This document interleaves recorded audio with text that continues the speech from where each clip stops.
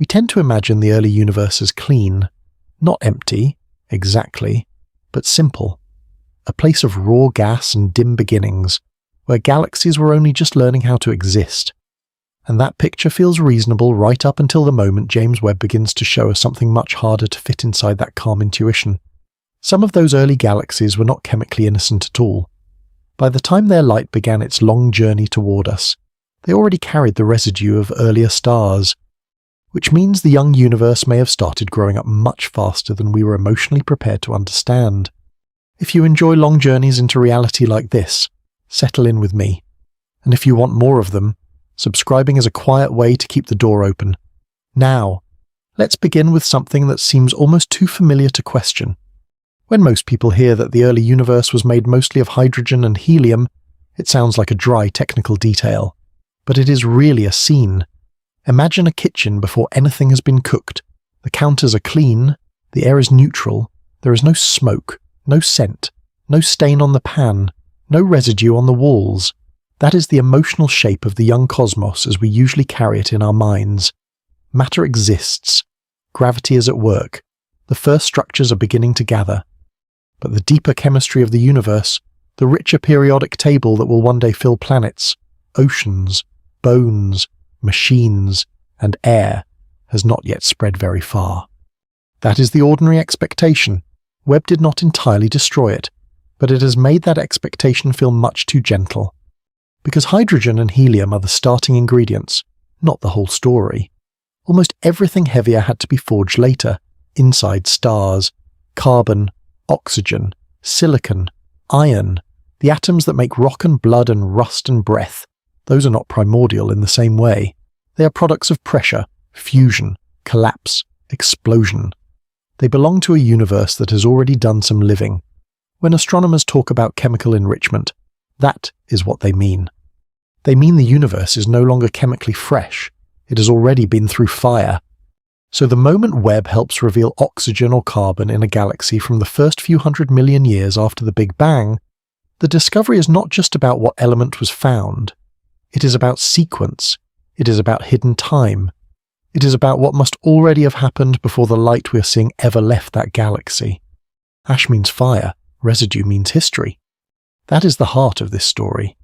Not simply that Webb saw something far away, but that it found evidence that some early galaxies had already been altered by earlier generations of stars.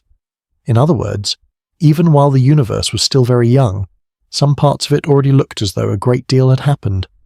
And young here is not casual language. One of the most arresting objects in this whole picture is a galaxy called JADES-GS-z14-0, observed from a time less than 300 million years after the Big Bang. On cosmic scales, that is almost unbelievably early, if the roughly 13. 8 billion-year history of the universe were compressed into a human lifetime. That galaxy is being seen from the opening stretch, the first moments after birth, long before anything like the mature cosmic environment we're used to imagining. Yet this is where the surprise begins to deepen. The strangeness of that galaxy is not only that it exists so early, or that we can see it at all. The stranger fact is that its light carries evidence that the surrounding gas was already enriched with oxygen. Not breathing oxygen, not air. Something more austere and more powerful than that. Oxygen as forensic evidence. Oxygen as proof that stars had already formed, lived fast, and died hard enough to seed their environment with heavier elements. You can think of it like walking into a room that should still smell new and instead catching the faint scent of smoke. The smoke itself may be gone. The flames are gone, but the room is no longer untouched. Something has already burned there. That is what makes these detections so compelling. We're not watching the first stars directly in most cases. We are reading their aftermath. The galaxies are telling on their own past. For most of human history, none of this was visible. The night sky looked serene, even when people sensed order in the heavens, or danger, or divinity. They did not see chemistry. They did not see residue. They did not see a universe staining itself with the products of stellar life and death. That required instruments capable of taking light apart with exquisite care and reading faint patterns inside it like fingerprints left on glass. And once you begin reading those fingerprints, the emotional tone of the early universe changes.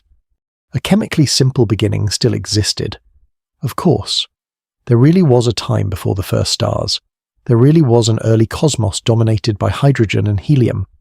The point is not that the old story was false. The point is that the transition from simplicity to complexity may have happened with far more speed, intensity, and local violence than the older mental picture allowed. Some galaxies seem to have moved from fresh gas to active stellar processing in what feels, on cosmic scales, almost like an instant.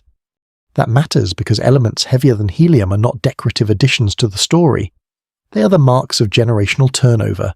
To enrich a galaxy, you need stars. To get oxygen into the gas between stars, you need some of those stars to live fast and die.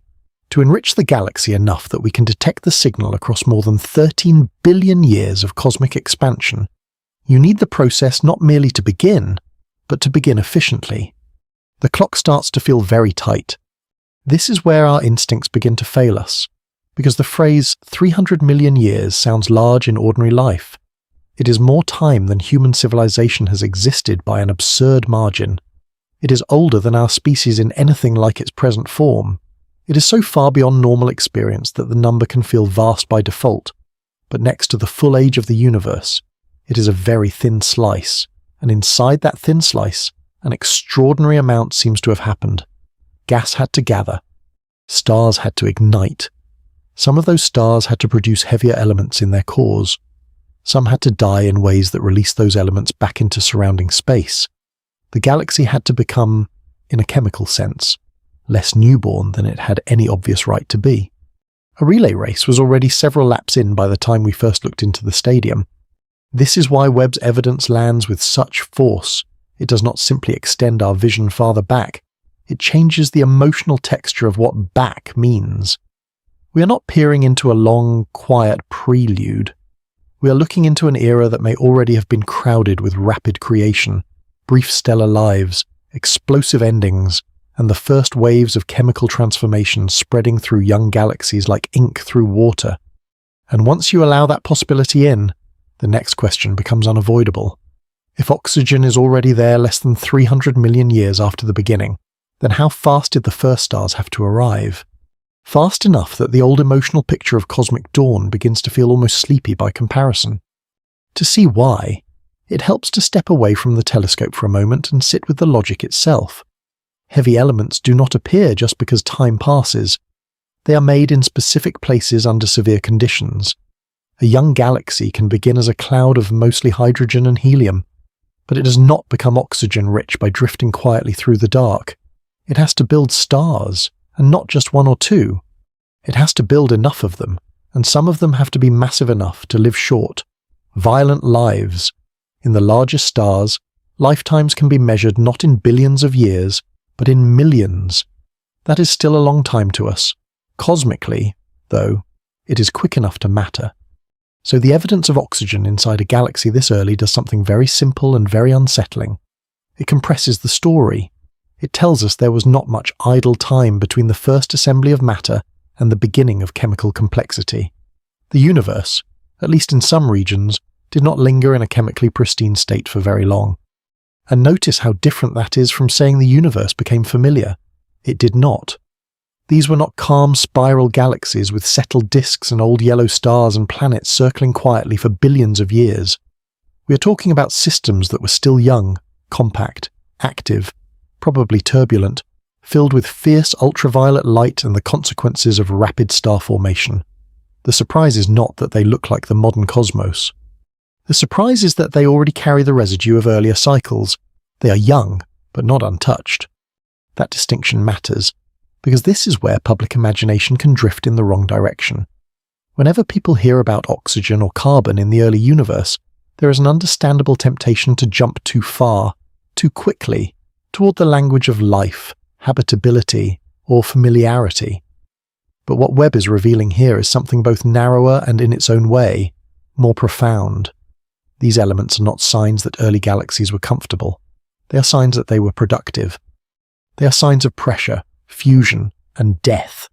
They tell us the cosmic engine was already running hot. In astronomy, the term metals can be confusing for exactly this reason. It does not mean shiny, solid objects in the everyday sense. It means everything heavier than helium, oxygen counts, carbon counts, nitrogen counts, silicon counts, iron counts. If those elements are present in notable amounts, astronomers describe the gas as enriched. That is a sterile word for something that is actually dramatic. Enrichment means a place has a memory now. It has been altered by what came before. It is almost like finding weathered stone inside a building that should still be under construction.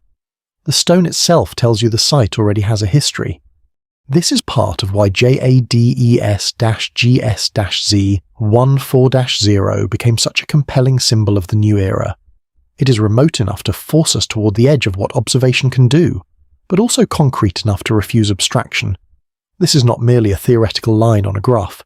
It is a real object whose light has been stretched by cosmic expansion across almost the full history of the universe before reaching instruments built by primates on one planet, around one ordinary star. And inside that light is a clue that earlier stars had already enriched its gas. The distance alone would be enough to inspire awe. The chemistry gives the distance consequences. Before Webb, astronomers already expected the early universe to form stars and galaxies. Of course. None of this is a case of scientists imagining a blank darkness and then suddenly discovering otherwise. The deeper shift is subtler and more interesting than that. The question has always been how quickly, how efficiently, and in what forms a early structure emerged. How fast did gas cool? How rapidly did it collapse into stars? How bursty was star formation? How much light did those early systems produce? How much feedback did their stars drive into their surroundings? And how soon did all of that begin to leave detectable chemical marks? Those are not small adjustments around the edge of the story. They shape the atmosphere of the entire era. If your expectation is a slow, tentative dawn, then evidence of enrichment this early is a problem of mood as much as of model. It suggests some galaxies may have ignited more like sudden fires than dim candles. Not all of them, not everywhere, but enough to matter. Enough that the universe in its youth starts to look less like a quiet morning and more like a city block where construction, combustion, and collapse had already begun before sunrise. That feeling has only intensified as more Webb-era findings have accumulated. It is not just one galaxy, one line, one anomalous object standing alone in the dark. Again and again, early systems have looked bright, compact, active, and in some cases more evolved than many people expected to be seeing so soon. Not old in the everyday sense, not mature in the sense of a settled late-time galaxy, but developed enough to suggest that the first few 100 million years were capable of moving faster than our ordinary storytelling about beginnings. And that is where oxygen becomes such a powerful hinge in the narrative. Oxygen is familiar to us in a bodily way. It belongs to breath, to blood chemistry, to fire, to rust, to stone. It lives close to human experience. But in this context, the familiarity is almost misleading. The oxygen we're talking about is not comforting. It is the signature of prior stellar processing. It says that massive stars already had time to burn through their fuel and return altered matter to their environment. It transforms a familiar atom into a timestamp of ancient violence. You can feel how strange that is if you slow down for a moment and hold both truths at once. On one hand, oxygen is ordinary enough that no one is impressed when the word is spoken. On the other hand, to find its fingerprint in a galaxy from a time when the universe was not yet even 300 million years old is to realize that something astonishing had already happened long before the light began traveling toward us. By the time we enter the scene, the first act is already over, and that raises a question more difficult than mere distance. If some of the products are already there, where are the missing generations that made them? We do not see all those stars directly. Many lived and died before any human mind existed to wonder about them. Their individual light is gone from us. Their explosions are not playing live in the sky, yet their work remains. The gas in these early galaxies has been changed. It is as if we have arrived after a storm and found broken branches, wet pavement, and mud splashed up the side of a wall. Even without witnessing the rain itself, the scene tells you it came through hard. That is one of the most beautiful things about astronomy when it is working at its highest level. It does not merely show us objects, it teaches us how to read traces, It allows us to reconstruct events from consequences. In daily life, we do this constantly without thinking. We infer a recently used room from the warmth of a chair. We infer traffic from distant sirens. We infer a meal from its smell before the plate is seen. Webb is doing something spiritually similar, except at a scale so extreme it can begin to feel unreal unless we keep pulling it back toward human intuition. So let's do that. Imagine finding a child's drawing on a wall inside a house that was supposedly finished only an hour ago. The drawing itself is not the whole story. It tells you that people were already inside, settled enough to leave marks, long before you arrived. The same is true here. The oxygen line is not the whole past. It is evidence that the past was already underway. And once that becomes clear, one galaxy is no longer enough. Because if JADES-GS-z14-0 is telling us that the first galaxies could enrich themselves quickly, then the next natural question is whether that was an isolated extreme or part of a larger pattern, which is where another element begins to enter the story, and with it, another layer of unease. Carbon had begun to show up too. Carbon changes the feeling of the story in a slightly different way. Oxygen is powerful because it is familiar, and because it points so clearly toward massive stars that lived fast and died early. Carbon adds another texture. It is another forged element, another sign that the universe had already moved beyond its opening chemical simplicity.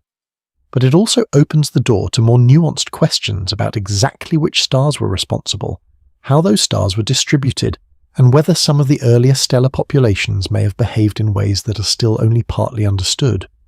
That matters because there is a temptation, whenever a major discovery lands, to compress everything into one clean dramatic line. The real universe rarely cooperates with that kind of neatness. It gives us clues, not slogans.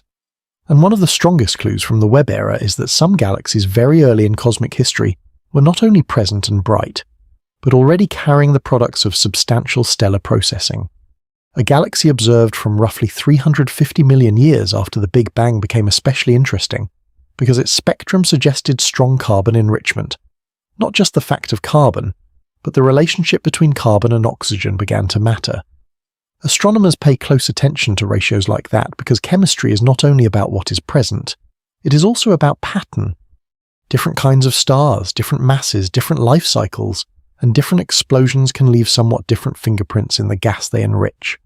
So when carbon begins to stand out in a very early galaxy, the question is not merely, is carbon there? It is also, what mixture of stars could have put it there this soon? And that is where the story becomes even more revealing. Some interpretations suggest the possibility of extremely metal-poor stars contributing to the enrichment, perhaps stars more similar to the universe's earliest generations than what we see around us today. Not proven identifications, not final answers, but the kind of evidence that makes the first chapter of cosmic history feel less blank and more densely populated with lost actors. This is one of those moments where careful language matters. The science is exciting precisely because it is not reckless.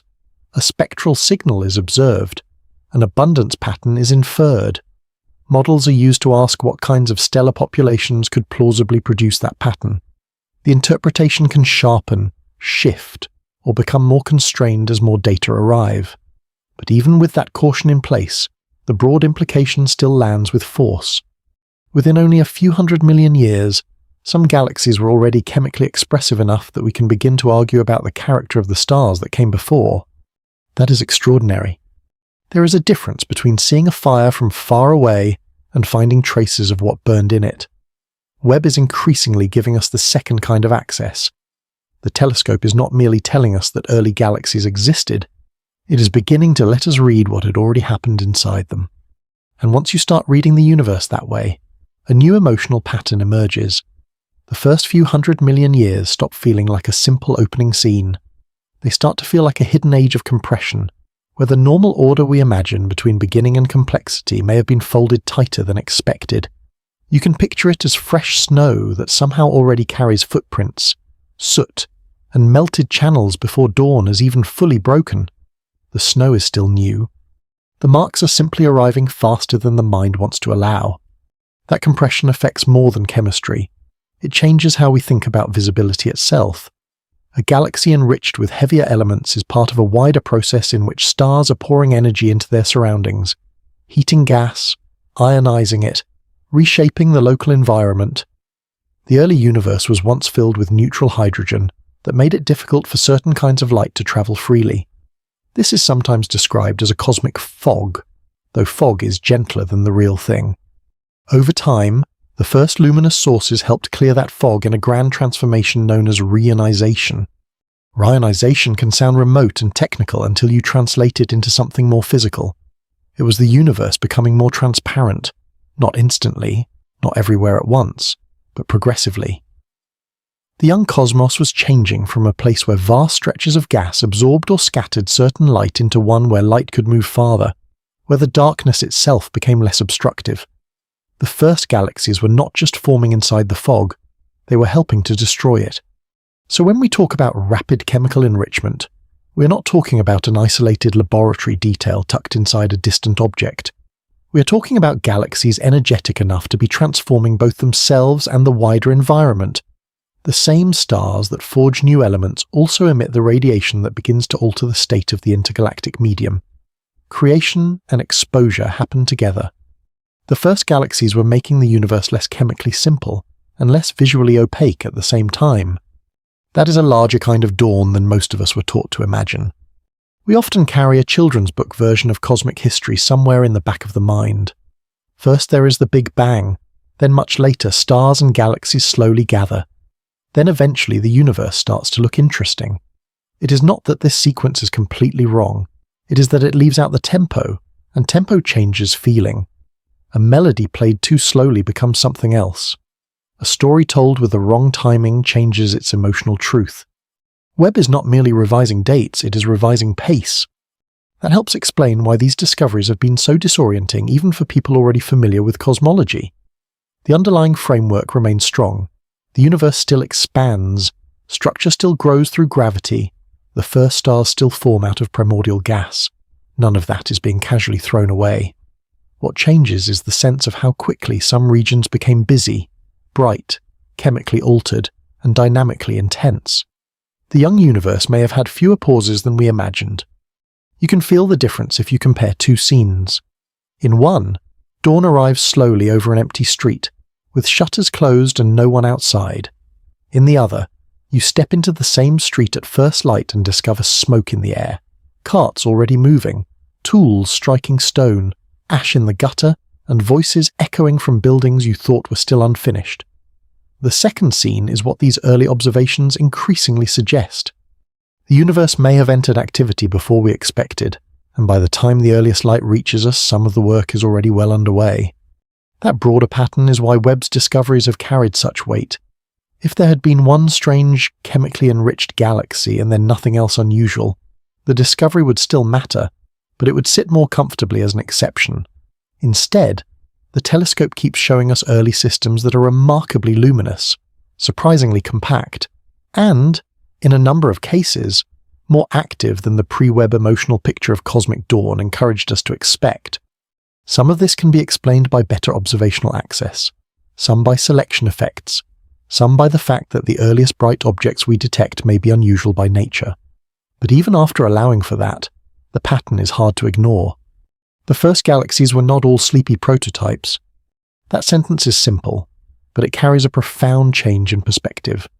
It means that when we look back toward the cosmic beginning, we may not be looking into a nursery in the soft sense the word suggests. We may be looking into an environment where gravity, radiation, stellar birth, stellar death, and chemical transformation were already locked together in a rapid exchange. The infancy of the universe was not necessarily calm. It may have been crowded, unstable, and astonishingly efficient. And efficiency is the real pressure point here, because if early galaxies enriched themselves quickly, the mechanism had to be effective. Gas had to collapse into stars at substantial rates. Some of those stars had to be very massive. Feedback from those stars, the energy and material they returned to their surroundings, had to alter nearby gas without entirely shutting the whole process down. In other words, these were not isolated sparks in a vacuum.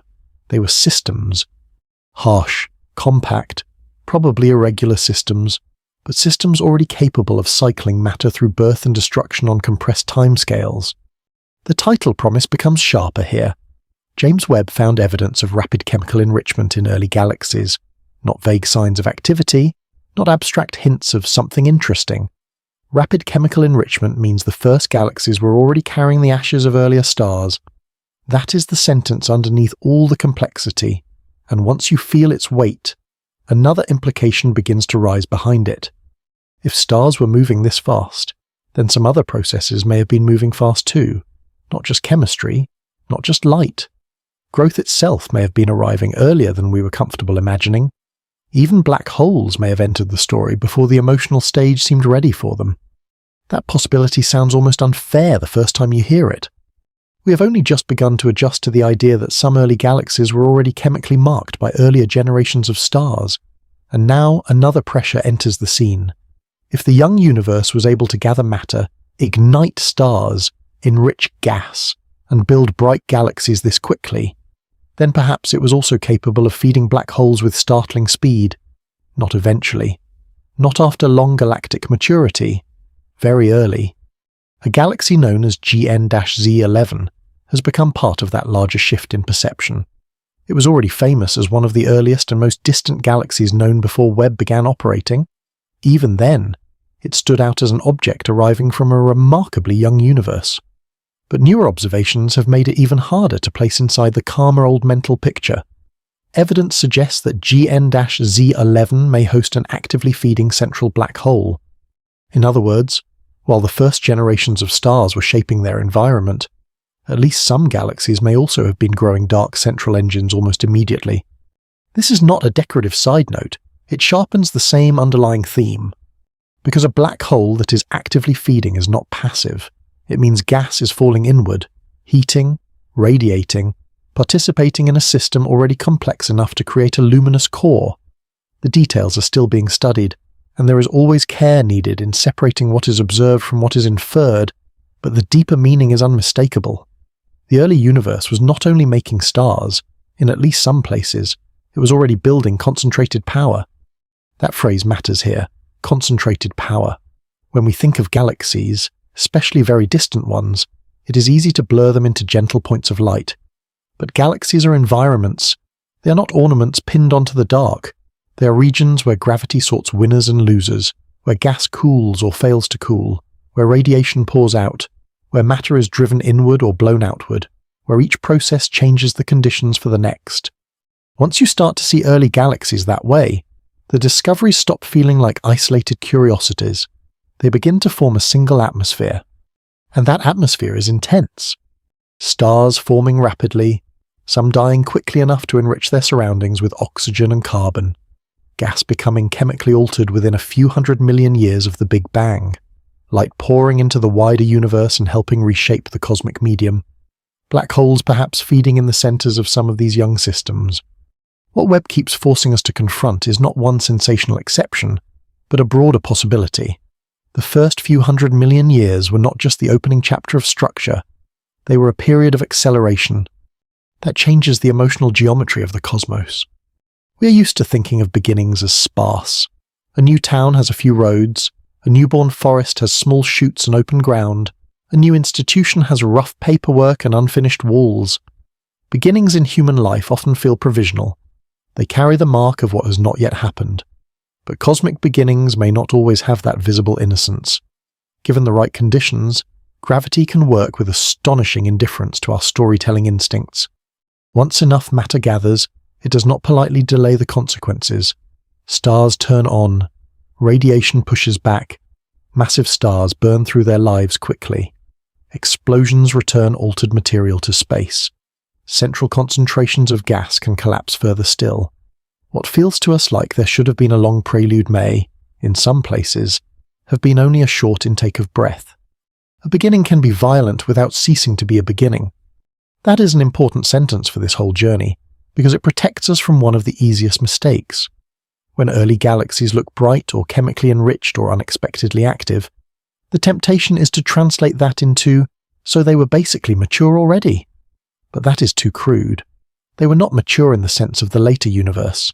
They were not peaceful. layered systems with long-settled histories behind them. They were early, extremely early. Their strangeness lies in the fact that youth and intensity were overlapping.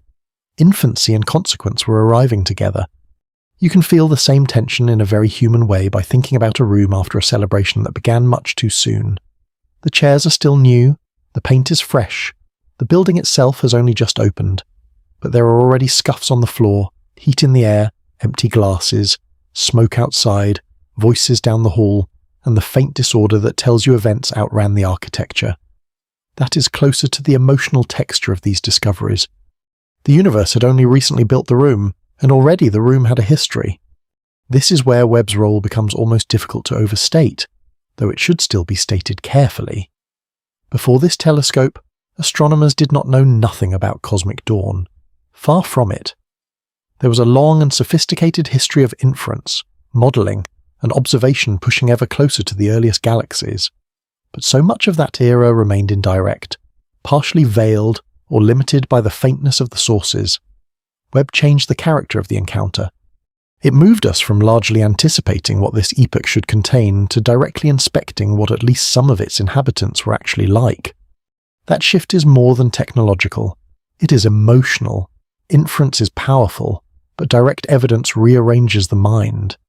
There is a difference between believing that the early universe must have had some chemistry and holding a spectrum that says, in effect, there it is. There is a difference between assuming stars must have formed rapidly somewhere and looking at a galaxy whose gas has already been altered enough to prove the point. Webb makes the era less theoretical in the human sense.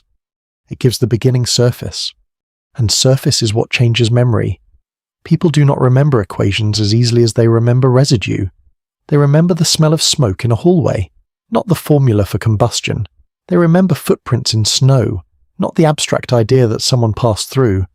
Webb is giving cosmic dawn that kind of tangible quality. A remote era that once felt mostly conceptual begins to feel inhabited, used, marked. This also explains why the telescope's discoveries can sound more disruptive in public conversation than they really are in scientific practice. Headlines often compress nuance into drama. Everything we knew was wrong is emotionally loud, but it is rarely the true story. The stronger and more useful version is subtler. The general framework of cosmology remains robust, but parts of our expectation for early galaxy growth, brightness, chemical evolution, and perhaps black hole development were too conservative or too incomplete. Nature turned out to be faster, at least in some corners, than many simplified pictures encouraged us to feel. That is not a collapse of knowledge, it is knowledge becoming more specific. And specificity, in science, is where reality starts to become more beautiful and more severe at the same time. A vague early universe is easy to admire from a distance. A specific early universe, one with oxygen in a galaxy less than 300 million years after the beginning, carbon not long after, intensely bright systems, and perhaps active black holes, is harder to romanticize. It is busier than romance. It is more like weather, more like industry, more like fire, all of which brings us back to the larger environment those galaxies were changing. Because if some of them were already this active, then they were not merely building their own internal histories. They were also contributing to one of the biggest transitions in the universe's early life, the clearing of the primordial hydrogen fog. And once that fog begins to lift in the mind, the scale of what these small young galaxies were doing becomes almost startling. They were not only lighting themselves, they were helping change the transparency of the cosmos around them. That is where small starts to become a misleading word. Early galaxies could be physically modest by later cosmic standards and still alter the fate of the universe in the region around them.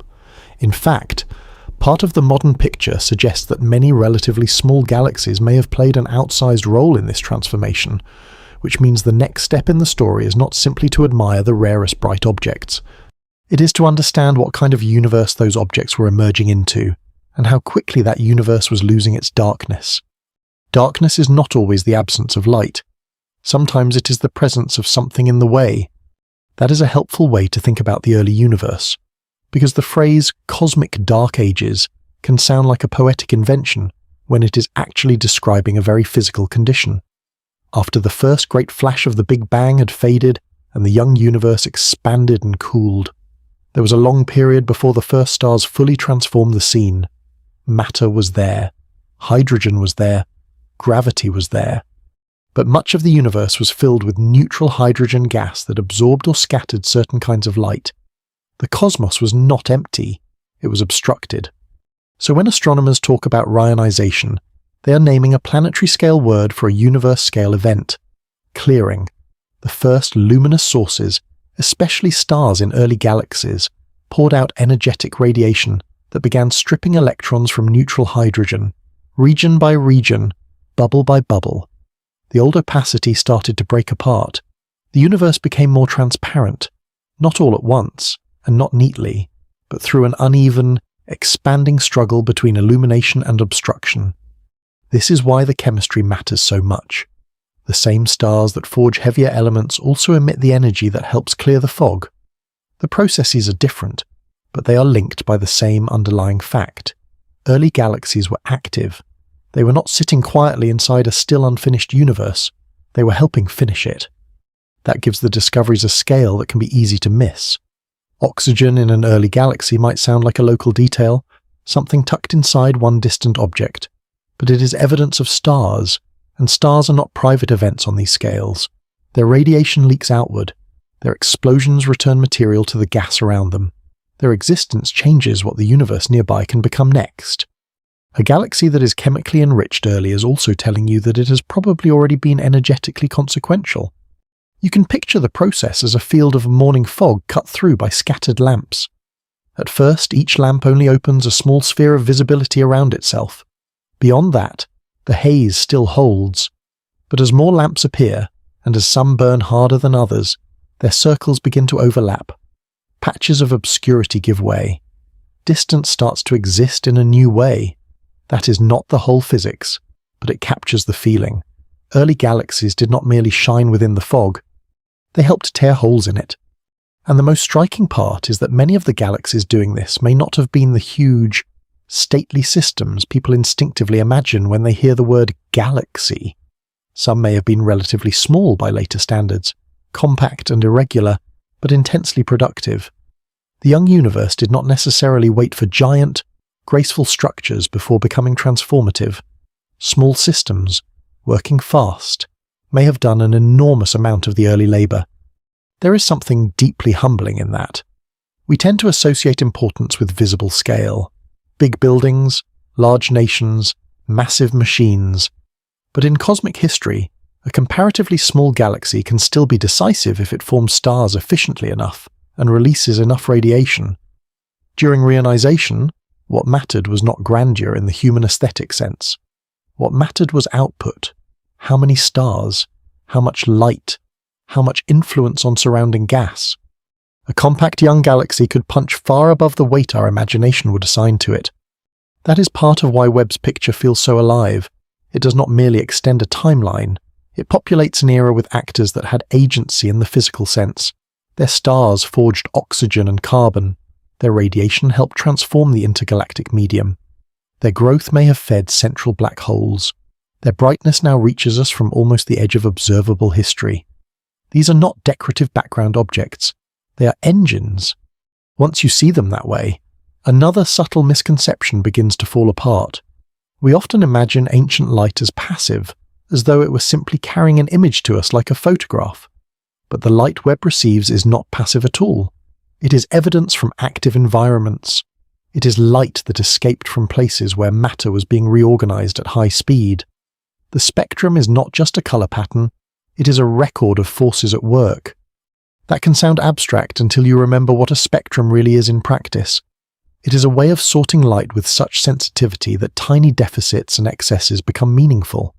Certain wavelengths are emitted strongly by particular atoms under particular conditions. Others are absorbed.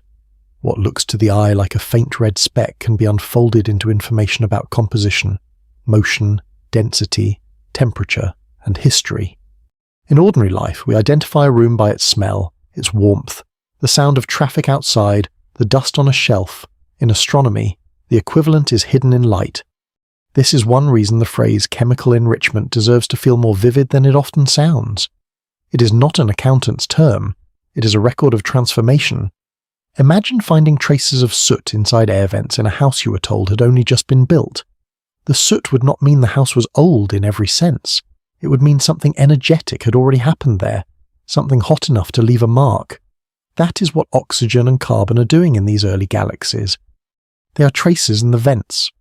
And once the mind accepts that, the question becomes harder to avoid. How representative are these galaxies? Are we seeing rare overachievers that happen to ignite with unusual ferocity, or glimpsing something more common about cosmic dawn? The honest answer, at least for now, is that this remains one of the live questions. Some of the earliest galaxies Webb can detect are bright precisely because bright objects are easier to find at extreme distances. That means the record holders do not automatically represent the average young galaxy. They may be unusually luminous, unusually productive, unusually favourable for detection. Selection matters. Caution matters. It would be careless to take the most dramatic examples and pretend they describe every corner of the early universe. But caution should not become anesthesia. Even if some of these objects are exceptional, they are still real. The universe still produced them, and once a thing exists, theory has to make room for it. If a galaxy less than 300 million years after the Big Bang is already enriched with oxygen, if another not much later shows strong carbon enrichment, if some systems are brighter and more active than many people expected, then the space of what early galaxy formation could do has already widened. The average case may remain under study. The possible case has undeniably changed. That matters because cosmology is not only about medians, it is also about pathways. Extreme objects can reveal what the universe is capable of under favourable conditions. They show us the upper edge of efficiency, the speed limit of structure, the degree to which gravity and gas can collaborate before our intuitions catch up. Sometimes the exceptions tell you more about reality than the average does, because they expose capabilities you did not know the system possessed. In that sense, Webb is showing us both a historical record and a performance test. It is revealing what some early galaxies managed to become, and therefore how rapidly matter could be organized into chemically active, luminous systems under the pressures of the young cosmos. There is a quiet severity in that phrase, what matter could become, because it reminds us that galaxies are not static things waiting to be admired. They are processes. Clouds condense, stars ignite, radiation pushes back, some stars explode, new elements enter the gas, black holes feed, light escapes or fails to escape, surrounding hydrogen is altered, the galaxy changes, the region around it changes, the next generation of stars forms under different conditions than the last. History begins to pile up, and that may be the deepest correction Webb is forcing on us. We imagine beginnings as lacking history, but history can start almost immediately. A place does not need to be old to have layers, it only needs events dense enough to leave them. By the time the earliest galactic light began travelling toward us, some of these systems were already layered, already altered, already carrying the chemical aftermath of stars we will never see directly. That is the real disturbance in the picture. Not merely that the first galaxies appeared early, but that the first galaxies may have started rewriting their own conditions almost as soon as they were born. Which brings us to the mechanism underneath all of this. If chemical history piled up that quickly, then the stars responsible were probably not forming in a calm, continuous trickle. Something more compressed may have been happening, something closer to bursts. Bursts are a useful word here, as long as we do not let it turn into a cartoon. The universe is not flicking a switch on and off in neat intervals. What astronomers mean when they talk about bursty star formation is that some young galaxies may have formed stars in intense episodes, rather than in a smooth, gentle, evenly paced flow. Gas gathers, cools, collapses, ignites stars in large numbers, then feedback from those stars, radiation, winds, explosions, begins to heat and disturb the surrounding gas, possibly suppressing further formation for a time or reshaping where it can continue. The rhythm is not calm, it is convulsive. That kind of rhythm helps explain how a galaxy can move from chemically fresh to chemically altered so quickly. If star formation arrives in concentrated waves, then enrichment can be compressed as well. Massive stars do not need long. They live quickly, burn violently, and return heavy elements to their surroundings on timescales that are brief compared with the wider age of the universe. A few intense generations can do a great deal of work in what, cosmically speaking, is very little time. This is one of the reasons Webb's discoveries feel so physical. They are not just telling us what was there, they are hinting at tempo. They suggest young galaxies may not have been growing like slow candles filling a room with steady light. Some may have behaved more like sudden furnaces, blazing hot, changing their surroundings rapidly, leaving behind gas that no longer resembled the primordial material from which they began. You can imagine a newly founded industrial district that should still be mostly bare ground.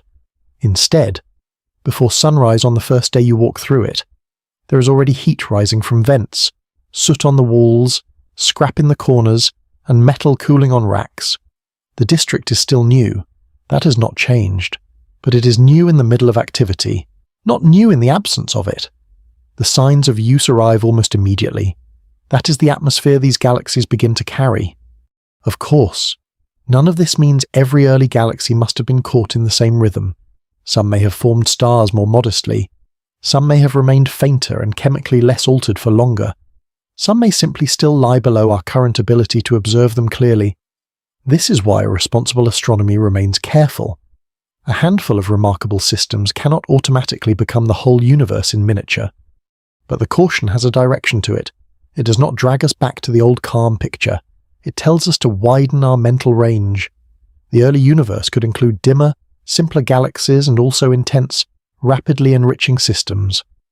Once Webb shows that such fast development was possible, the story of cosmic dawn becomes less like a single road and more like a landscape of different speeds. That is important because many of our misconceptions about the universe come from averaging too early. We flatten reality into one tempo because mixed tempos are harder to hold in the mind. Yet the modern picture increasingly suggests that early galaxy formation was not a uniform march.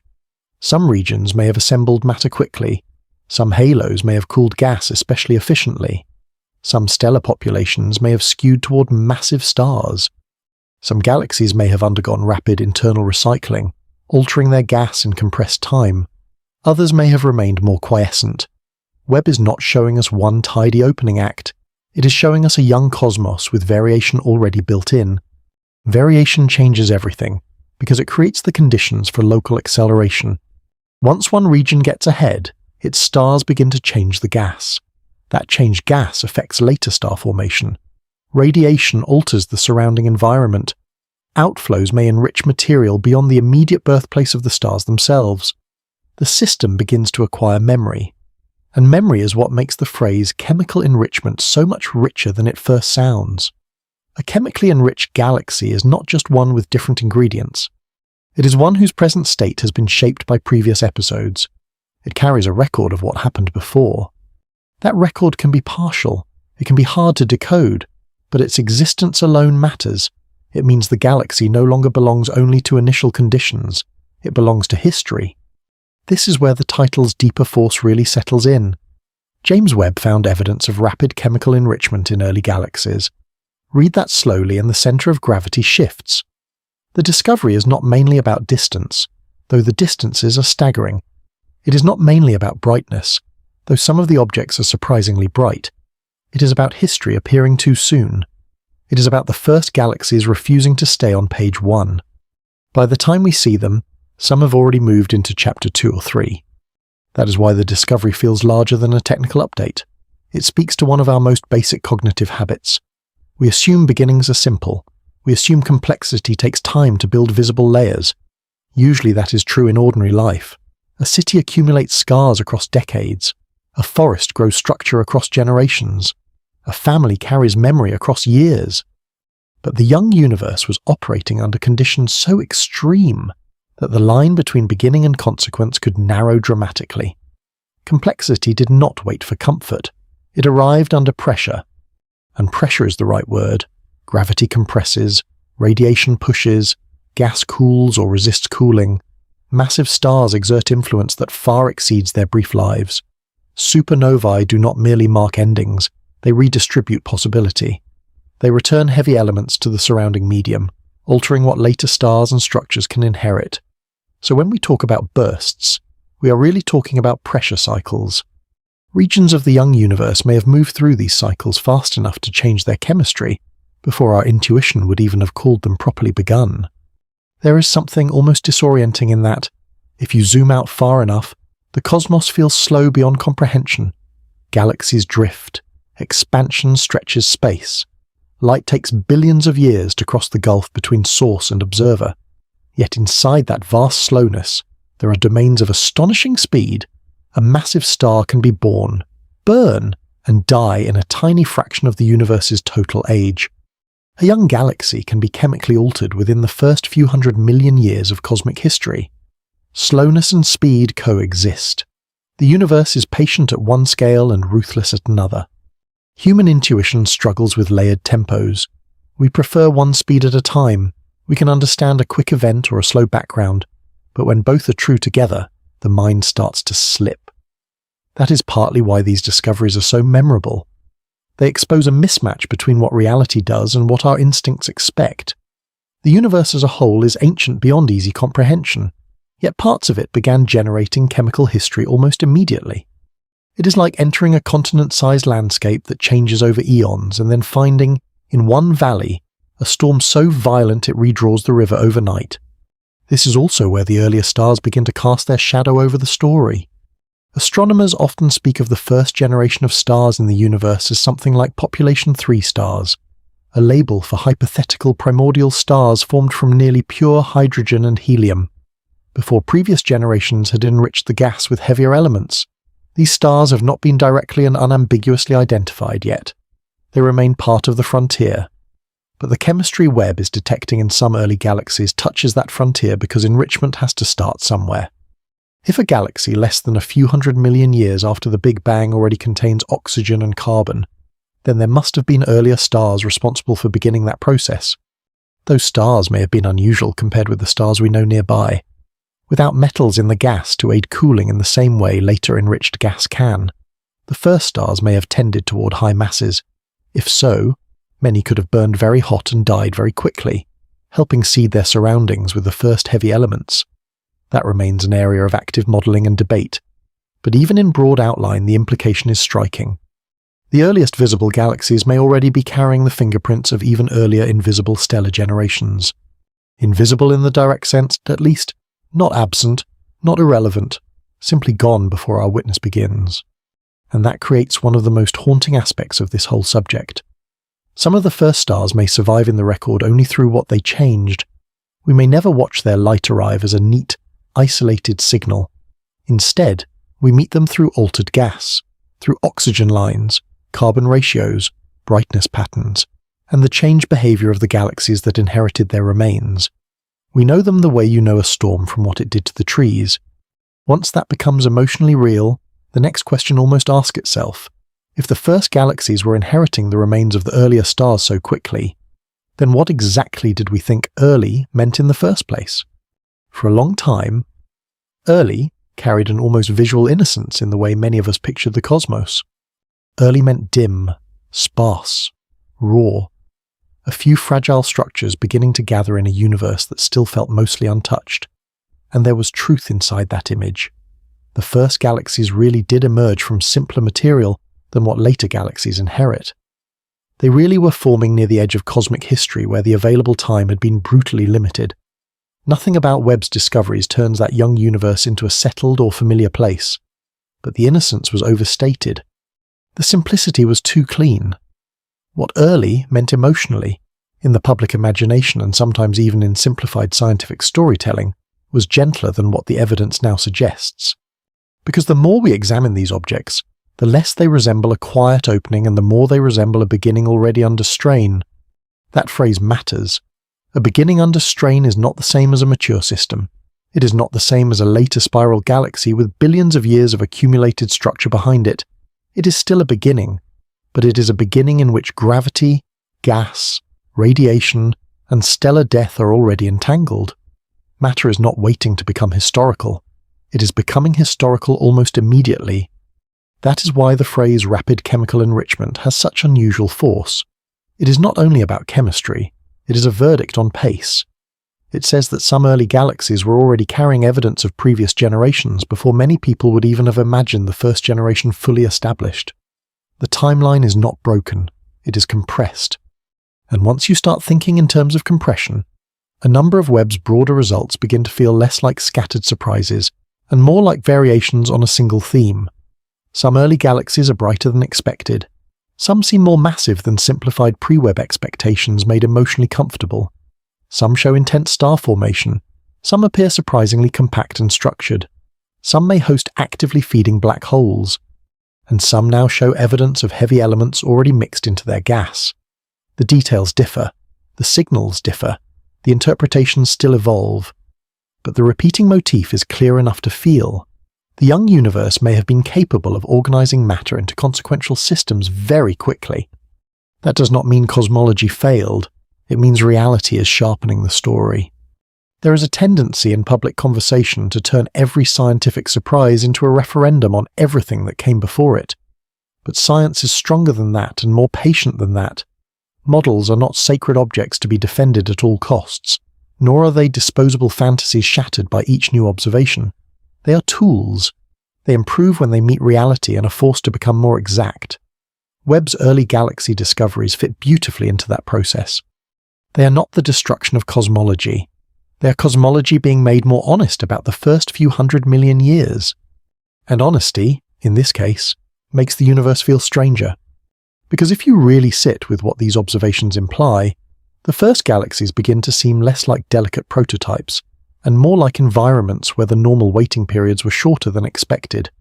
Gas did not simply gather and rest. In some places it appears to have gathered, ignited, transformed, and fed back on itself at a remarkable pace. The language of youth starts to lose its softness. The universe was young, yes, but young is not the same as quiet. You can feel this tension in the body if you picture a human city after a single night. If someone tells you a district was built yesterday, you expect fresh surfaces, silence, unopened doors, a sense of things not yet used. But if you walk in and see soot above vents, boot marks in the dust, warm pipes, light behind shutters, dents in loading ramps, and voices from upper floors, your understanding changes. The district is still new. That fact has not changed. What changes is your sense of how much can happen in very little time. New does not always mean untouched. That is where this story becomes more than an astronomical update. It becomes a correction to a deeper instinct. We are not good at understanding beginnings that are already layered. We like our origins to be clean because clean origins are easier to narrate. They give us a stable page one, but page one in the cosmos may have smudges on it almost immediately. Not because the beginning never existed, but because the forces involved were capable of generating consequences before our minds were ready to count them.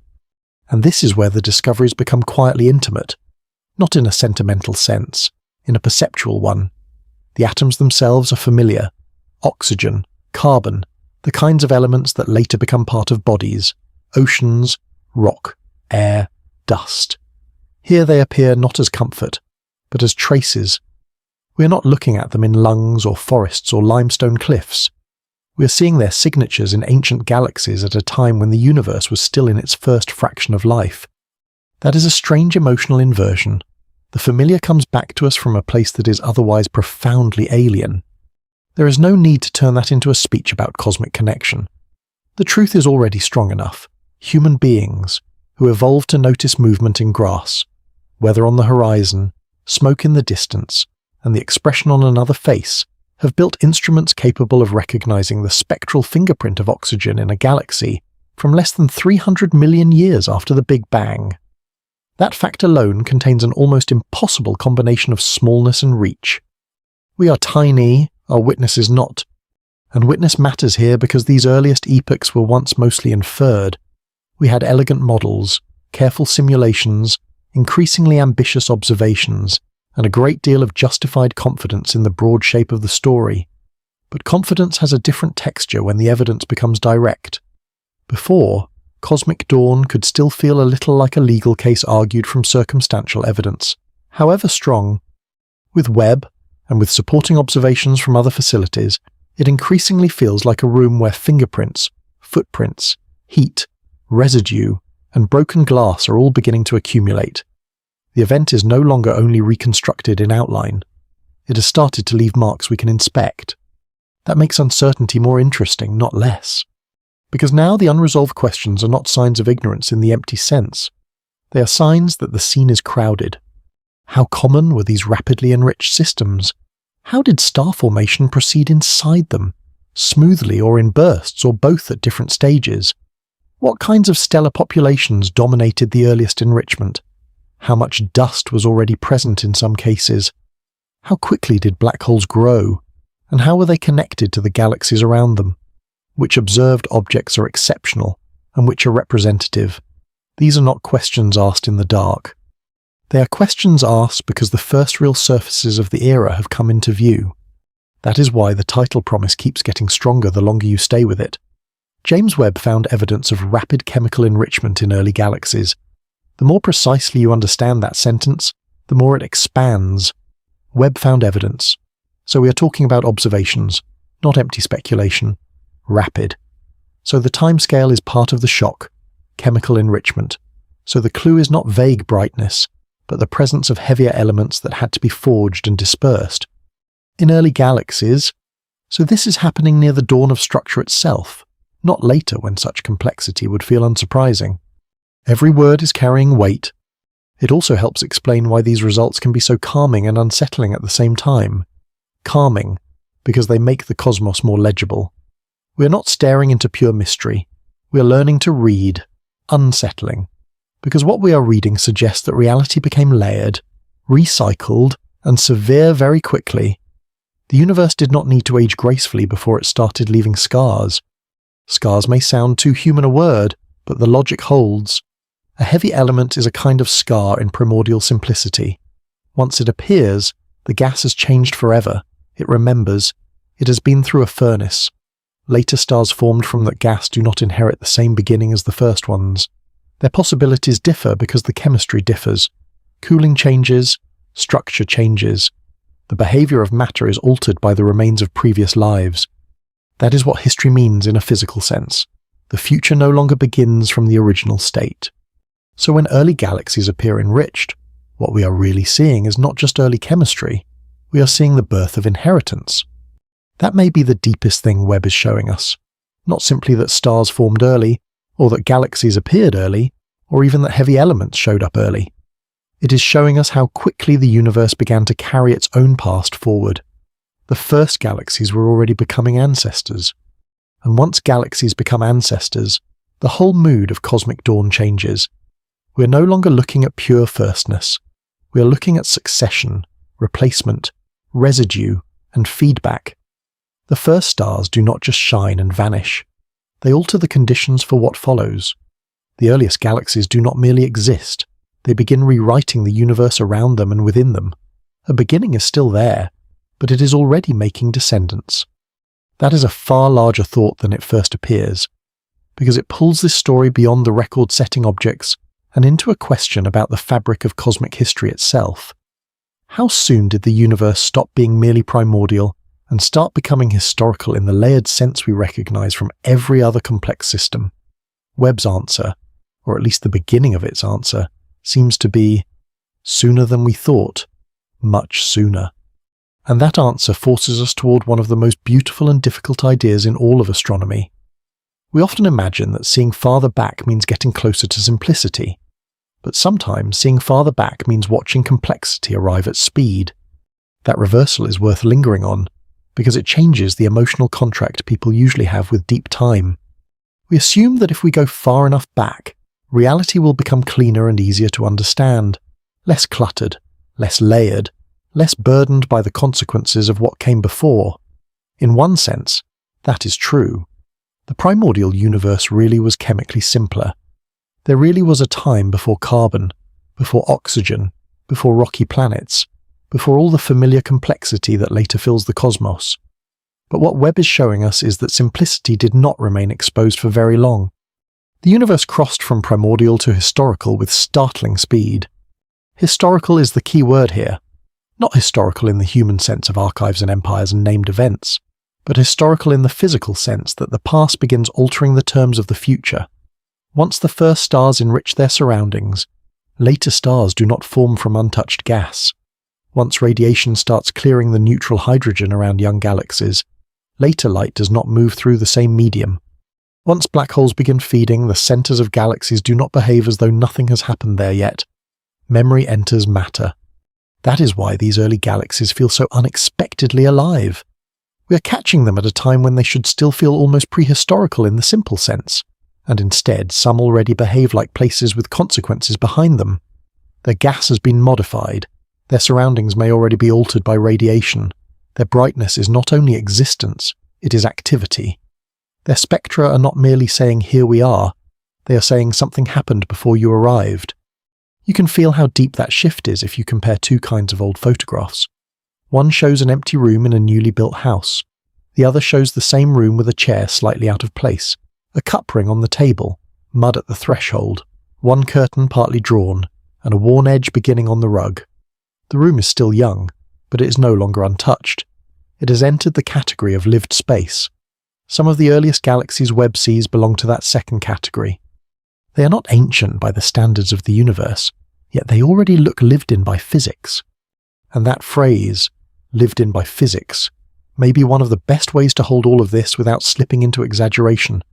There is no need to turn the young universe into a melodrama. Reality is already enough. Gravity gathered matter. Stars turned on. Some of them died quickly. Heavy elements spread. Radiation escaped. The cosmic medium changed. The first galaxies, at least some of them, did not stay chemically pristine long enough for our usual story of beginnings to remain emotionally comfortable. That discomfort is productive. It forces us to take time seriously in a new way. Human beings are not built to understand the meaning of a few million years, much less a few 100 million. Those numbers are too large to feel directly. Yet in astrophysics, a few million years can be the difference between a galaxy with mostly primordial gas and one already carrying measurable oxygen. A few tens of millions can hold the full life of a very massive star. 100 million years can contain multiple generations of intense activity if the conditions are right. So one of the real jobs of narration here is not simply to repeat the numbers, but to convert them into pressure. The pressure comes from how little room there is. Less than 300 million years after the Big Bang, and a galaxy already appears chemically enriched. That sentence should not just sound impressive, it should feel cramped. Gas had to collapse. Stars had to form. Massive stars had to race through their brief lifetimes. Their deaths had to release heavy elements into surrounding gas. That gas had to become part of the environment whose light we now read. There is not much wasted motion in that chain. It is a tight corridor of cause and effect. Which is why the phrase rapid chemical enrichment is so much more than an observational curiosity. It is evidence of compressed causality. The first galaxies were not simply appearing, some were already transforming themselves on timescales that leave very little room for hesitation. The universe, at least in these places, did not take its time becoming consequential. There is also a deeper lesson hiding here about what telescopes really do for us. We often talk about them as machines for seeing farther, and that is true, but it is incomplete. The more profound function of an instrument like Webb is that it changes which parts of reality count as visible at all. Before, early cosmic history was something we could model beautifully and infer with growing confidence, but much of its texture was still beyond direct reach. Now the texture is arriving, not all at once, and not in perfect clarity, but enough to start changing the way the era feels. Feeling matters in science communication more than people sometimes like to admit. Not because feeling replaces rigor, but because without the right felt model, facts sit inert. If the early universe remains emotionally filed under simple beginning, then oxygen in a galaxy from 13.4 billion years ago sounds like just another line in a press release. If, instead, you understand that oxygen means dead stars, and dead stars mean previous generations, and previous generations mean history was already piling up almost immediately, then the discovery becomes what it actually is, a change in the sensed pace of reality. And the pace is everything. A slow universe and a fast universe can share some of the same facts while producing different meanings. If galaxies formed gradually enough, then early enrichment would feel like a distant inevitability.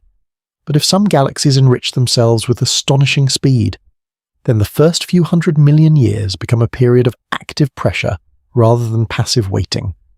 The difference is not cosmetic. It affects how we imagine the first stars, how we picture the rise of structure, how we think about reionization, and how we understand the emergence of later cosmic chemistry. This is where we need to keep both discipline and wonder in the same frame. Discipline, because not every striking early galaxy is a representative average. We must still separate observed signals from modelled histories, possible explanations from settled conclusions. Some objects are likely extreme. Some abundance estimates come with uncertainties. Some spectral interpretations remain debated or will sharpen with better data. That is not weakness. That is how real frontier science behaves when the evidence begins arriving faster than the final synthesis. Wonder, because even the cautious version is extraordinary. Even the most careful phrasing still leads to this. In at least some young galaxies, the products of stellar life and death had already accumulated by the time the universe was only a few 100 million years old. The implications can be tuned at the edges, but the center holds. And once the center holds, a larger image begins to emerge. The first stars were not simply decorative lights hung in a dark universe. They were agents of transformation. They forged new elements. They changed the thermal and radiative conditions around them. Their death seeded the gas from which later stars would form. Their descendants inherited altered chemistry. Their galaxies became less primordial with each cycle. This is not just the dawn of light. It is the dawn of recycling. That word, recycling, gives the story a nearly tactile quality. Primordial hydrogen and helium are not the endpoint. They are the initial stock. Stars take them in, alter them, and return some of the result to space. Later generations are built from the remains. The gas becomes a mixture of origin and aftermath. In the modern universe, this cycle is familiar. In the early universe, what shocks us is how soon the cycle may already have been underway. By the time the light from some of the earliest galaxies began crossing the deep black toward us, those galaxies were not just made of what the Big Bang gave them. They were already made partly of what stars had done to that gift. And once you really let that in, the early universe stops looking like untouched snow. It starts looking like fresh snow with the first dark tracks already cutting through it, proof that movement began almost as soon as the ground was laid down. Which leads us to the next question that has been quietly building behind all of this from the start. If some young galaxies could move that fast, what, exactly, were the first stars like? That question sits near the edge of observation and theory, which is often where the most interesting tension lives. We know stars had to form out of the primordial gas left by the Big Bang. We know that gas was mostly hydrogen and helium, with almost none of the heavier elements that later generations of stars inherit. We know that at least some of those earlier stellar populations must have lived short enough and violently enough to begin enriching their surroundings quickly. But the exact character of the very first stars remains one of the great partly hidden chapters in cosmic history. They are central to the story, and yet they still move just ahead of our direct grasp. Astronomers often use the label Population 3 for these hypothetical first stars. The label itself is plain, almost bureaucratic, but the idea behind it is anything but. These would be stars formed from nearly pristine gas, before earlier generations had added metals to the cosmic mix. And because metals change how gas cools and fragments, stars born without them may have been very different from most of the stars we see forming today. Many models suggest that at least some of the first stars could have been very massive. If that is true, then their lives would have been brief, brilliant, and immensely consequential. A massive star is a machine that burns through its inheritance with astonishing speed. What our sun can do over billions of years, a much larger star can race through in a far shorter span. It is the astrophysical equivalent of an engine running hot and hard, consuming fuel with ruthless intensity. If the first stars were often massive, then the early universe may have been seeded with short-lived furnaces almost from the beginning. They would not have lasted long. But they would not have needed to. This is where the chemistry loops back and becomes so revealing, when Webb and other facilities find oxygen or carbon in very early galaxies. Part of what they are doing is exposing the afterlife of those stars, not necessarily the very first stars alone, and not in a way that allows us to point cleanly and say this exact abundance pattern proves that exact stellar population. Reality is more tangled than that, but the direction is clear. Some earlier stars had already lived, died, and changed the gas. The invisible generation announces itself through what it left behind. That creates one of the most haunting forms of evidence in astronomy. We often imagine discovery as direct sight, as though knowledge arrives when the object itself comes plainly into view. But some of the deepest knowledge arrives sideways. We infer the vanished from the altered. We learn the character of something by studying its consequences. In ordinary life, this is not mysterious at all. You know that a room held music because a glass still trembles faintly on the table. You know someone passed through the garden because a gate is half open, and wet leaves are crushed into the path. The first stars may reach us in that same oblique way, not through neat portraiture, but through the changed chemistry of the galaxies that followed them. There is a quiet beauty in that, because it means the universe keeps records even when it erases the original event. And the records matter enormously, because the first stars were not just another early feature tucked into the scenery. They were initiators. They may have provided much of the first ultraviolet radiation that started carving through the neutral hydrogen around them. They began the process of making heavy elements. They altered how later gas could cool. They changed what future stars could become. If cosmic history is a chain of inheritance, they were among the first major ancestors. Yet they remain elusive enough that every new clue carries unusual weight. A carbon-rich pattern in a very early galaxy may hint at unusually metal-poor stellar populations. An oxygen detection, less than 300 million years after the Big Bang, narrows the time available for prior stellar generations to do their work. Bright early galaxies imply fast assembly and energetic star formation. Piece by piece, the scene becomes more constrained. We still do not have the first stars standing cleanly before us in the light, but the room around them is filling with signs that they were there. This is where restraint becomes more powerful than exaggeration. It would be easy to claim that Webb has already found the first stars outright, or solved the opening chapter of the universe, or overturned everything that came before. None of that is necessary, and none of it would be true in the strongest sense. The deeper reality is better. Webb is pulling the curtain back enough that the first stellar generations are no longer purely theoretical silhouettes. They are beginning to cast measurable shadows into the galaxies we can observe. That phrase matters because shadows tell you shape without giving you the full object. They make the unknown feel more real, not less. Once you hold that in mind, the early universe becomes an environment of missing presences. Galaxies less than a few 100 million years after the Big Bang may already contain the remnants of stars whose individual light is gone to us in any direct sense. Their lives are over, their explosions have faded, yet what they did remains active in the record. Oxygen, carbon, altered cooling, enriched gas, intensified radiation fields, perhaps even the conditions that help later stars and black holes develop more rapidly. The first stars may be absent from our direct view while being everywhere in the consequences. That is part of what makes cosmic dawn so emotionally unusual. We are not just looking back toward origins. We are looking back toward origins that already contain ghosts. Not ghosts in the supernatural sense, but ghosts in the historical sense. Lost agents whose work outlasted their visibility. And because their work outlasted their visibility, the whole young universe begins to seem more crowded than distance alone suggests. It is easy to gaze into the remote cosmos and imagine emptiness, because the light is faint, and the objects are few compared with the crowded sky of later times. But sparseness in number is not the same as simplicity in process. A small number of intense actors can transform an environment quickly. A handful of furnaces can change the chemistry of a city block. A few lamps can begin opening holes in the fog. The first stars may have been few by later standards and still been historically decisive. This is why the pace of enrichment matters so much. It is telling us not only that stars existed, but that some of them were the right kind of stars under the right conditions to leave an outsized mark almost immediately. The universe did not need 1 billion years to begin manufacturing ancestry. It may have started doing that within its opening few 100 million years. Try holding that against human time for a moment. Entire civilizations rise and vanish within windows that, on cosmic scales, are almost invisible.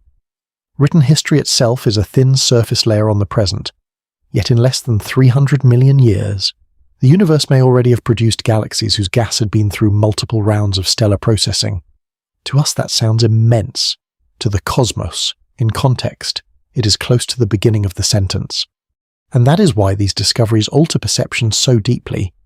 They force us to stop treating early as a synonym for chemically untouched. They force us to admit that the first galaxies may have begun accumulating memory almost immediately, and that the first stars, though still elusive, likely did their work fast enough to make the young universe historically deep before it was old. Historical depth this early changes the whole emotional architecture of cosmic dawn. It means that when we look toward the edge of the observable universe, we're not merely watching a first light flicker on in isolation. We're entering a landscape where cause has already begun to pile up. Star formation affects enrichment. Enrichment affects later star formation. Radiation affects the intergalactic medium. Black holes may begin feeding. Galaxies alter both themselves and their surroundings. The first chapters are not single events. They are feedback loops already starting to braid together. That is a harder picture to carry in the mind than the old one, but it is also much more alive. And there is another reason it matters. Once heavier elements begin to spread, even in modest amounts, the behavior of gas changes. Metals help gas cool more efficiently. Cooling helps clouds fragment differently. Different fragmentation means different kinds of stars can form. In other words, a chemical enrichment is not just a record of what happened. It is a mechanism that helps shape what happens next. The first stars do not simply leave traces behind. They rewrite the operating conditions for their descendants. That is inheritance in the strictest physical sense. So when Webb finds evidence of rapid chemical enrichment in early galaxies, the deepest implication is not simply that the universe moved fast. It is that the universe began teaching itself quickly. The output of one generation became the starting condition for another. Primordial simplicity did not merely fade, it was actively consumed and replaced by a more layered kind of matter.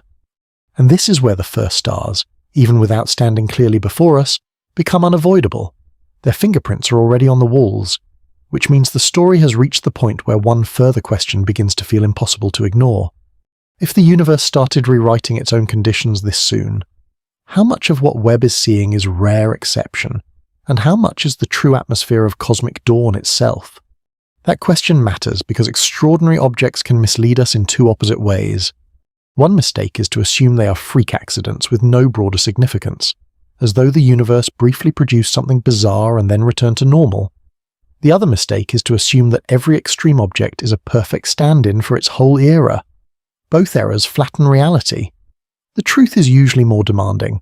Rare objects can still reveal what a system is capable of, and representative objects can still hide behind the limits of what we are able to detect. The challenge is learning how to let the evidence widen the picture without allowing the brightest examples to become the whole sky. This is especially important with Webb, because telescopes do not meet the universe on equal terms. They meet the universe through thresholds. Brighter objects are easier to see. Certain kinds of galaxies advertise themselves more loudly across cosmic distance. The earliest record-breaking systems may be, by definition, the ones whose intensity makes them detectable first. That means some of the galaxies carrying the strongest signals of rapid enrichment could be unusual. Their very visibility may be part of their exceptionality. But unusual is not the same as irrelevant. If anything, unusual early galaxies can be among the most revealing discoveries of all, because they expose the upper edge of what reality was already capable of doing. If the old emotional model of the young universe left too little room for rapid assembly, rapid star formation, rapid enrichment, and perhaps rapid black hole feeding, then the existence of even a small number of such systems already changes the terrain. Theory does not get to dismiss them simply because they are impressive. It has to account for how they happened. That is one of the quiet disciplines of astronomy. The universe only needs to do something once for us to know it is possible. And possibility matters enormously when we are trying to reconstruct an era as remote as cosmic dawn. We are not only asking what was common, we are also asking how fast matter could move under favourable conditions, how efficiently stars could form in dense young systems, how quickly feedback could alter gas, and how soon the first generations could begin writing chemistry into the cosmic record. Record-holding galaxies are not automatically average, but they are still proof of capability. They tell us that the ceiling was higher, or the clock faster, than many simplified pictures suggested. This is why Webb's findings feel like a change in atmosphere rather than a single isolated surprise. It is not only one oxygen line, not only one carbon-rich clue, not only one unusually bright galaxy, not only one possible active black hole, it is the accumulation of signs pointing in a similar direction. The first few 100 million years seem increasingly crowded with activity, with systems that formed stars aggressively, modified their own gas, and influenced the medium around them. That does not solve the representativeness problem, but it does sharpen it. Once the pattern appears across multiple avenues of evidence, the burden shifts. The question stops being whether these early galaxies were active enough to matter and becomes how that activity was distributed. How many were overachievers? How many were faint but still productive? How many remained chemically closer to primordial for longer? How much diversity existed from one region to another? Cosmic dawn starts to look less like one global mood and more like weather. Weather is a useful analogy because it lets us hold both local variation and large-scale structure at once. A continent can be in the grip of a season while individual valleys, coasts, and ridges still behave differently. Some regions storm early, some warm slowly, some remain obscured while others clear. The early universe may have worked in a comparable way. Reionization was a broad transformation, but patchy. Star formation was a general process, but uneven. Chemical enrichment began, but not everywhere at the same pace. Webb is showing us pieces of that weather map. And what makes the map so compelling is that the active regions look active in more than one sense. They are luminous. They are chemically altered. Some may host feeding black holes. They are not just passively present. They are interacting, reshaping, influencing. Even if they are the vivid edge of the distribution, they still reveal something about the nature of the era.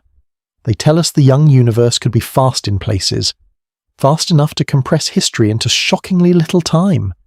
That compression is what keeps returning us to the same realization from different directions. The title promise is not a narrow technical point. James Webb found evidence of rapid chemical enrichment in early galaxies means that by the time we first see some of these systems, they are already products of previous stellar lives. The galaxies are not merely appearing, they are inheriting. An inheritance implies enough time for one generation to alter the starting conditions of the next. That is a very demanding sentence for such a young universe to carry. It also reveals why so much of the emotional power here comes from the mismatch between scale and speed. The distances are so enormous that the mind expects slowness everywhere. Billions of light years encourage a kind of mental numbness. But scale and speed are not opposites in the way intuition wants them to be. The universe can be immense in extent and rapid in local transformation. It can take 13 billion years for the light to reach us and only a few million for a massive star to live and die. It can be old in total and still contain beginnings that become consequential almost immediately. That is the rhythm Webb keeps uncovering. Vast background, compressed event. Once you begin to feel that rhythm, a lot of cosmic history starts to look different. The first galaxies are no longer soft glimmers arriving from an abstract edge. They become sites of pressure where matter is deciding what it can do. Some succeed modestly, some fail, some grow bright, some disappear below our detection threshold, some become chemically marked so quickly that their spectra read almost like accusations against our gentler expectations. They say, in effect, you thought the universe would take longer to start leaving traces. This is one reason the discoveries can feel almost unsettling in a way that is difficult to explain without sounding dramatic. The unsettling part is not danger, it is tempo. Human beings like a buffer between origin and complexity. We like the idea that things have time to remain simple. Webb keeps narrowing that buffer. It suggests that under the right conditions, reality can move from blankness to layered consequence with astonishing efficiency. And that efficiency may have echoes far beyond the first few galaxies we happen to detect. Once heavy elements begin appearing, later cosmic history starts to accelerate in another sense. More efficient cooling changes the formation of later stars. Dust begins to matter. Planet-building material will one day become abundant. Galaxies develop richer internal ecology. The universe does not become modern overnight, of course. But the first ingredients for a more structurally and chemically elaborate cosmos are entering circulation earlier than many people would have guessed. So the significance of rapid enrichment is not only local to those first galaxies, it is civilizational on a cosmic scale. It marks the opening of the recycling economy, from which later complexity eventually grows. No carbon-rich gas in early galaxies means no later carbon chemistry in the broader story. No oxygen forged in stars means no rocky planets rich in silicates and oxides. No water as we know it. no familiar mineral world. Again, this is not a claim about life arriving early. It is a claim about the conditions of later possibility being set in motion astonishingly soon. That should deepen the story without turning it sentimental. The meaning here is not that the universe was trying to make anything. It was not aiming at us. There is no need for destiny language. The real wonder is more austere and more credible than that. Under the blind pressure of gravity, fusion, radiation, and time, the cosmos began generating the material basis for later complexity almost immediately. Not eventually in some distant mature age. Early. That word keeps changing shape the longer you stay with it. Early means fewer than 300 million years after the Big Bang. Early means before most of the universe had become transparent. Early means before large galaxies like the Milky Way existed in anything like their current form. Early means before planets like Earth, before the Sun, before any biological witness. Yet early may also mean after stars had already been born, after some had already died, after oxygen and carbon had already begun mixing into galactic gas, after the conditions of the next chapter had already started to arrive. So perhaps the most honest answer to the representativeness question, at least for now, is this. Webb is not yet showing us the complete average portrait of cosmic dawn, but it is already showing us the era's true intensity range. And that range is enough to permanently change the felt picture. The dawn of galaxies was not simply a dim borderland waiting to become interesting. It already contained places where reality was moving with shocking efficiency. That leaves us with a larger implication, one that has been building behind every observational detail. If the first galaxies were already altering themselves and their environment this quickly, then the universe did not merely begin. It began building layered worlds of consequence almost at once. And once you see that clearly, the old divide between beginning and history becomes much harder to keep. The old divide was comforting because it made the universe easy to sort. On one side, origin. On the other, everything that came later, a clean start, then a long elaboration, primordial simplicity, then gradual complication. It is a useful teaching structure, and in broad strokes it is not wrong. But reality seems to have crossed that boundary faster than our simplified stories let us feel. Webb is helping reveal that the earliest galaxies were not merely born into a blank inheritance. Some of them began generating their own layered past almost immediately. That is what chemical enrichment really tells us when we strip away the technical surface. It tells us the universe stopped being chemically original in some places very quickly. The gas in those galaxies was no longer just what the Big Bang handed down. It had already been worked on, changed, processed through stars and returned in altered form. That means the universe entered a new phase not when billions of years had passed, but while it was still in what we would normally call infancy. Infancy with residue. That is the phrase I keep coming back to, because it preserves both halves of the truth. It was still infancy. The cosmos was young beyond any honest dispute. These galaxies lived near the opening of observable history. Their structures were not yet the large, settled systems we know later. Their environments were harsh, dynamic, and in many cases unstable. But infancy with residue means that the beginning was already carrying signs of what had happened inside it. Newborn, and yet marked. Not old, but no longer untouched. There is something almost philosophically difficult about that, though it remains grounded in the most physical evidence imaginable. We like to think of origins as clean because clean origins let us imagine a world before consequence. But perhaps consequence does not wait for age. Perhaps under certain conditions, age is less important than intensity. A short, violent, productive period can generate more visible history than a much longer quiet one. In that sense, some of these early galaxies are not surprising because they are old too soon. They are surprising because they are eventful too soon. Eventfulness is a better word than maturity here. It avoids the trap of imagining that the first galaxies had somehow become ordinary or modern. They had not. They were still extreme, compact, young systems in an unfamiliar universe. What changed was not that they became comfortable. What changed was that enough had already happened inside them to leave chemical evidence behind. And chemical evidence is especially powerful because it alters the future in a way mere light does not. A flash can brighten a room and leave no trace. A fire blackens the walls. The heavy elements forged in early stars do not simply announce an event. They become material for later events. They change cooling. They change fragmentation. They change the next generation of stars. In some eventual and very remote sense, they belong to the same long chain that one day makes planets, atmospheres, rock, oceans, and all the complicated matter we call familiar. That does not mean the early universe was secretly full of life or comfort. It means the machinery of a later possibility entered motion astonishingly early. I think that is part of why this discovery lingers so strongly. It expands the meaning of witness.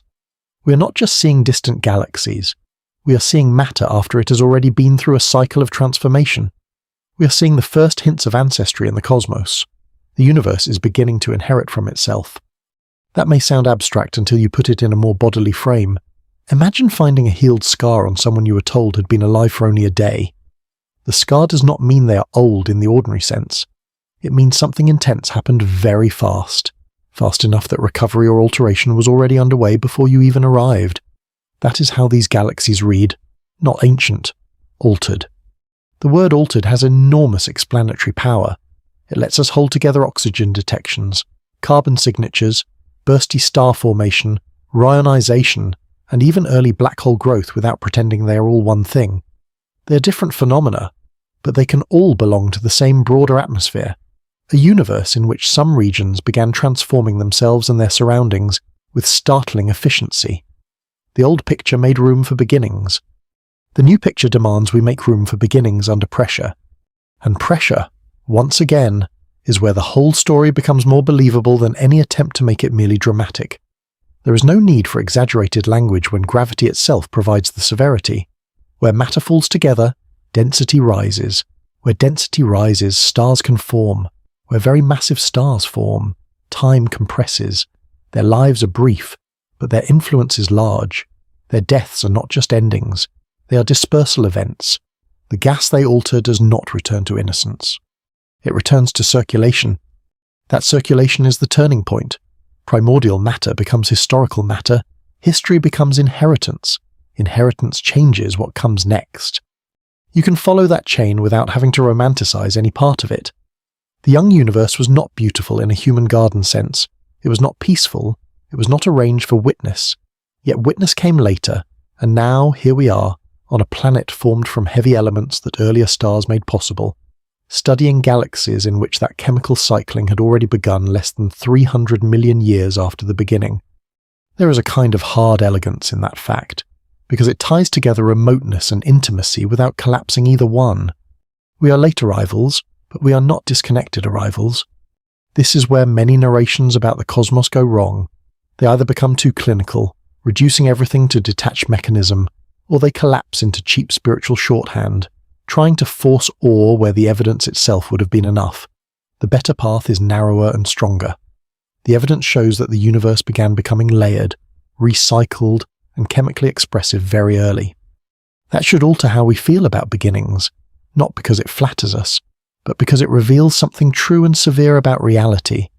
Simplicity may be fragile. Under the right conditions, it does not last. That idea extends beyond astronomy, which is partly why it lands so deeply, in nature, in history, in institutions, even in the body. We often mistake youth for innocence and age for complexity. But complexity is not always slow. Sometimes it erupts. Sometimes it arrives through compressed cycles of pressure and consequence. The first galaxies remind us of that. They were young and already carrying memory. This also clarifies what kind of scientific revolution Webb is really delivering. It is not a revolution of chaos, where everything familiar is overturned and nothing coherent remains. It is a revolution of texture. Cosmic dawn, once too smooth in the imagination, is becoming rougher, denser, more inhabited by events. The broad outline of the universe still stands. Expansion still rules. Gravity still organizes. Stars still forge heavy elements. But the era itself feels less like a distant preface, and more like a chapter crowded with internal motion. Crowded with internal motion, that is what the title is actually paying off. Because rapid chemical enrichment in early galaxies is not just about the presence of oxygen or carbon, it is about what those elements imply regarding the speed of hidden stellar lives, the efficiency of early assembly, the beginning of matter recycling, the patchy clearing of the young cosmos, and the possibility that even the first galaxies were already far from chemically simple by the time their light began moving toward us. It is one phrase carrying an entire rearrangement of tempo. Once tempo changes, perspective changes with it. The universe no longer feels like something that waited around to become interesting. It feels like something that moved almost immediately from raw conditions into active transformation. That does not make it less mysterious. It makes the mystery more legible. The unknown is no longer blank. It has edges, fingerprints, residue, and constraints. And that may be the most powerful thing Webb has done in this domain. It has made the earliest chapters less like a void and more like a place where stars were already burning out, a place where gas had already been changed, a place where galaxies were not only appearing but beginning to inherit from previous generations, a place where darkness was being worked on from within. If that is true, then the final step in this journey is not simply to admire the speed, it is to ask what that speed does to our understanding of ourselves as observers. Because once the early universe becomes more active, more layered, and more chemically historical than we expected, the ordinary present begins to feel altered too. The oxygen in our own world no longer belongs only to us. It belongs to a process that started astonishingly close to the beginning, and that realization lands more quietly than people expect. Not as a slogan, not as a sentimental line about stardust. Those phrases often arrive too early and too cheaply, flattening real evidence into something soft and familiar. What matters here is harder than that. The oxygen on Earth, the carbon in living things, the silicon in rock, the iron in blood and planets and industrial ruins, all belong to a universe that learned very early how to stop being chemically simple. Webb's view of early galaxies does not tell us that we were somehow present at the beginning. It tells us something more exact. The processes that make later complexity possible began astonishingly soon. That changes the present by changing the depth behind it. Ordinary life hides this from us almost perfectly. We wake inside finished chemistry. We breathe air shaped by ancient biological history on a planet built from older astrophysical history, orbiting a star that formed long after the first galaxies had already begun recycling matter. The body experiences the world as immediate. The mind handles days, years, seasons, perhaps generations if it tries. But the actual material background of the present is older and more eventful than intuition allows. Webb is not creating that depth, it is exposing it. And exposure matters because perception is one of the real subjects underneath this whole story. The universe did not become chemically rich because we learned how to see it. It became chemically rich long before there were eyes, long before there were planets like this one, long before there were organisms that could mistake the local for the whole. What changed is that a late-arriving species built instruments precise enough to read the traces. That is not a small thing. It means consciousness, however temporary and local, has become capable of reconstructing histories that began before almost everything familiar existed. For most of the human story, the night sky was beautiful and unreachable. Stars were points, planets, wanderers, darkness a background. Even after science began breaking open the structure of the cosmos, there were still ages of the universe that remained largely conceptual, smooth in the mind because direct texture was scarce. The earliest galaxies belonged to that realm for a long time. We knew they had to be there. We could model them, search for them, infer their role, but much of the era still lived in abstraction. Now it is beginning to live in evidence. That is why this discovery has such staying power. It is not merely that Webb found very distant objects. Distance alone, after a while, can become numbingly familiar in astronomy. Bigger number, older light, deeper redshift. What restores the human force is consequence. Oxygen in a galaxy less than 300 million years after the Big Bang means consequence. Carbon in another very early galaxy means consequence.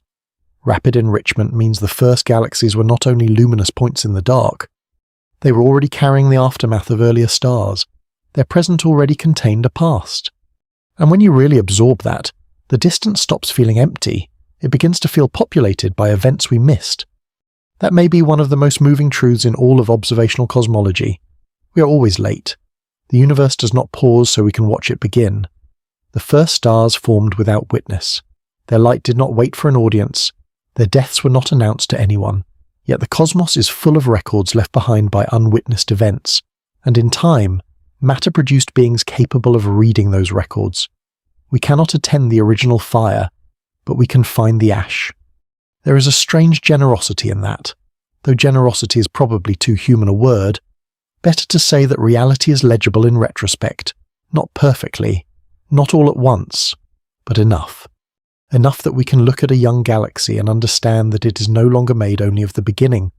Enough that we can infer lost generations from altered gas. Enough that we can feel the first few 100 million years not as a blank waiting room before the interesting part began, but as a compressed age of ignition, death, enrichment, and environmental change. Enough that the phrase early universe no longer means chemically clean by default. That last correction is the one that keeps widening the longer it sits in the mind, because once you stop treating early as innocence, you start asking better questions. You ask not only when galaxies appeared, but how fast they changed, not only how bright they were, but what had already happened inside them. Not only what elements were present, but what those elements reveal about vanished stars, rapid feedback, and the beginning of inheritance. The universe becomes less like a museum exhibit and more like a scene still warm from activity. Warm is the right word, though again not in the comforting sense. These were harsh environments, ultraviolet radiation, violent stellar lives, explosions enriching gas, dense, compact systems struggling through rapid internal transformation. The warmth is the warmth of process, of matter under pressure, of an era that did not remain still long enough for our simplified stories to survive unchanged. And yet there is calm in understanding it this way, not because the cosmos becomes gentler, but because it becomes truer. One of the most calming things knowledge can do is remove false simplicity. A wrong mental image always creates hidden strain, even if we do not know it. The early universe was never obligated to resemble our preference for clean beginnings. Webb helps replace that preference with a more credible picture. A young cosmos in which some regions were already racing through cycles of stellar life and death, already enriching themselves, already helping alter the transparency of the surrounding universe. That picture is harsher, it is also more coherent. It also makes our own location in time feel stranger. Earth formed very late. The sun is a late star. The chemistry around us is inherited chemistry, built on generations beyond counting. We live not near the beginning, but deep inside the result. Yet the difference between result and beginning is no longer as absolute as it once felt. Webb shows that the machinery of result was already beginning to turn almost immediately. The distance between first light and first inheritance may have been much smaller than our intuition allowed. That should leave a mark on the imagination. It means that when we look at a mountain, a steel bridge, a lung filling with air, a storm over the ocean, or dust drifting in sunlight, we are looking at matter whose deeper history belongs to a universe that started processing itself early. Not eventually. Early. Again. This is not destiny. Not design. Not a mystical continuity washing everything into one sentimental glow. It is a physical claim about the speed with which the cosmos entered a regime of recycling and consequence. And physical claims have a different kind of beauty because they do not need embellishment. They stand there, severe and sufficient. A young galaxy has oxygen. Therefore earlier stars must already have lived and died. A young galaxy shows strong carbon enrichment. Therefore chemical processing was underway. Some early systems are brighter and more active than many people expected. Therefore the young universe had room for rapid internal transformation. GN-z11 may host an actively feeding black hole. Therefore concentrated central growth also began astonishingly early in at least some places. The universe was not waiting to become eventful. By now, the title promise has become almost impossible to hear in a small way. James Webb found evidence of rapid chemical enrichment in early galaxies is not a niche update tucked inside astrophysical detail. It is a revision to the felt pace of cosmic dawn. It tells us that by the time the earliest galactic light began crossing the long darkness toward us, some of those galaxies were already marked by previous stellar generations. They were already carrying residue, already carrying inheritance, already carrying the first stains of history. That word stains may sound too stark, but I think it belongs here.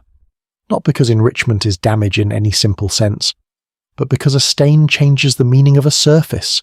It tells you an event happened. It prevents you from imagining untouchedness anymore. The early universe, once imagined as a broad, clean field of primordial gas slowly stepping toward complexity, now looks more like fresh material on which the first marks appeared very quickly, not everywhere equally, not in every object the same way, but enough to permanently change the image. And images matter because they govern what we think further evidence will mean. If your picture of cosmic dawn remains too empty, each new discovery sounds like an exception. If your picture becomes more dynamic, layered, and variable, then the discoveries start to talk to each other. Oxygen, carbon, bursty star formation, bright compact galaxies, early black hole growth, Reionization. These stop being disconnected headlines and become elements of one larger environment, a beginning under pressure, where cause accumulated quickly. That may be the right phrase to carry us toward the end, because accumulated quickly. Not just matter, not just light, cause. Earlier stars changing later stars, radiation changing gas, chemistry changing cooling, central growth changing galactic structure. The universe entering the condition in which what happened before increasingly shaped what could happen next. That is what history is, stripped to its physical bones, and Webb is telling us that history, in this sense, began very soon. Once you accept that, there is only one final movement left, not another fact, but a perspective. What does it mean that reality became layered this fast, and that we, arriving so late, can still look back far enough to notice? It means the universe is not only older than we feel, it is faster than we feel. That may be the cleanest way to gather everything we have been carrying without flattening it into summary. Age alone does not capture what Webb is showing us. We already knew the cosmos was ancient. We already knew stars forged heavy elements. We already knew galaxies eventually became chemically rich. The deeper shift is tempo. The first few 100 million years no longer look like a chemically quiet waiting period before the real story begins. They look like the real story beginning in earnest. And there is something bracing in that. A universe that becomes layered quickly is a universe in which beginnings are less protected than we imagined. Simplicity is not a stable resting place. Given gravity, gas, density, and time even in small amounts, events begin to pile up. The first stars do not merely appear, they alter the future. The first galaxies do not merely shine, they inherit and then pass on change conditions. The earliest observable chapters of the cosmos already contain consequence enough to read. That word consequence has followed us all the way through for a reason. It keeps the story honest. Oxygen in an early galaxy is not magic. Carbon in a distant spectrum is not romance. A feeding black hole in a young system is not myth. These are consequences of processes acting under real physical conditions. The wonder comes not from exaggerating them, but from noticing how little time the universe may have needed to produce them. You can feel the force of that more clearly if you compare it with the way ordinary life hides long chains of consequence from us. Most of what surrounds us looks self-contained. A glass of water looks like itself. A stone wall looks like itself. Breath feels immediate. Metal feels local. Dust feels minor. But none of it is self-contained. Every familiar substance belongs to layered histories that extend backward through planetary formation, stellar generations, galactic enrichment, and the first cycles of cosmic recycling. The present appears simple because it arrives finished. Webb is helping us watch the finishing begin. And to watch the finishing begin is an astonishing privilege. Not because the universe owed us revelation, not because consciousness is somehow central to the story, but because a creature built from later chemistry has become capable of looking back at the opening of chemical history and recognizing what it sees. That is an extraordinary turn in the structure of reality.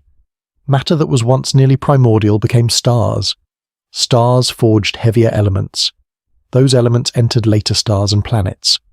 On at least one of those planets, life emerged, and eventually a mind capable of building infrared instruments, radio arrays, spectral models, and mathematical frameworks that can read the traces left by galaxies from near the beginning. That chain does not need sentimental decoration. Its starkness is enough. We are very late in the process.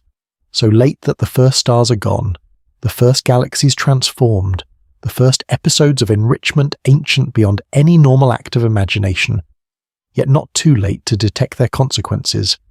That is the strange mercy of light and record. The fire is over, the smoke has thinned, but the walls are darkened. The air still carries evidence, the spectrum still tells the truth. This is why deep time can feel so emotionally different depending on whether it is presented as a number or as a scene. If I tell you 13 billion years, the mind hears magnitude and then loses its grip. If I tell you that by the time the light from one of the earliest known galaxies began travelling toward us, that galaxy already carried oxygen forged in earlier stars, then the same magnitude becomes a scene. Suddenly the beginning is not blank. It is inhabited by prior events. The first visible pages are already smudged with the remains of what came just before them. And once you see that, even emptiness changes. The black between galaxies no longer feels like mere absence. It feels like the medium through which evidence travels. A vast interval, yes, but not a silent one. Light crosses it carrying composition, motion, temperature, density, age, and implication. Every faint signal from the early universe is a delayed report from a place already busy with consequences before Earth existed, before the Sun existed, before the Milky Way looked anything like it does now. This should not make us feel central, it should make us feel lucky. Lucky not in the childish sense that the universe was arranged for our arrival, but in the harder sense that witness turned out to be physically possible at all. There was no guarantee that reality would be legible across such depth. No guarantee that the earliest galaxies would leave records we could interpret. No guarantee that minds like ours could emerge, survive long enough, and build tools subtle enough to recognize oxygen in ancient light. Yet here we are, able to say something precise and astonishing. Some of the first galaxies we can observe were already chemically altered by earlier stellar generations. A sentence like that should stay with a person, because it alters the ordinary without making the ordinary disappear. Tomorrow will still look like tomorrow. Rooms will still feel local. The sky at night will still offer points of light that seem calm and remote. But the calm will not be as innocent as it was before. You will know that early in the universe, less than 300 million years after the beginning, galaxies were already carrying the remains of previous stars. You will know that primordial simplicity gave way to layered chemistry with startling speed. You will know that history did not wait long to begin. That last realization may be the deepest residue of all. History did not wait long to begin. It began the moment matter started changing the terms for later matter. The moment stars returned altered elements to space. The moment the first galaxies became different from the gas they started with. The moment the universe's future stopped inheriting only from the Big Bang and started inheriting from its own internal events. Webb has not simply shown us early galaxies. It has shown us that some of them were already downstream of something else. Downstream of vanished star, downstream of brief furnaces, downstream of explosions no eye ever saw. That is what rapid chemical enrichment means when you remove the technical shell and let the fact itself breathe. It means that by the time our witness begins, some of the work is already done. The universe is already passing material forward, already becoming less original and more historical, already replacing the purity of the beginning with the mixed inheritance of what has lived and died. And there is a kind of quiet severity in that mixed inheritance that feels true far beyond astronomy. Reality does not remain in first conditions for long. The moment processes begin, residues appear, memory enters structure.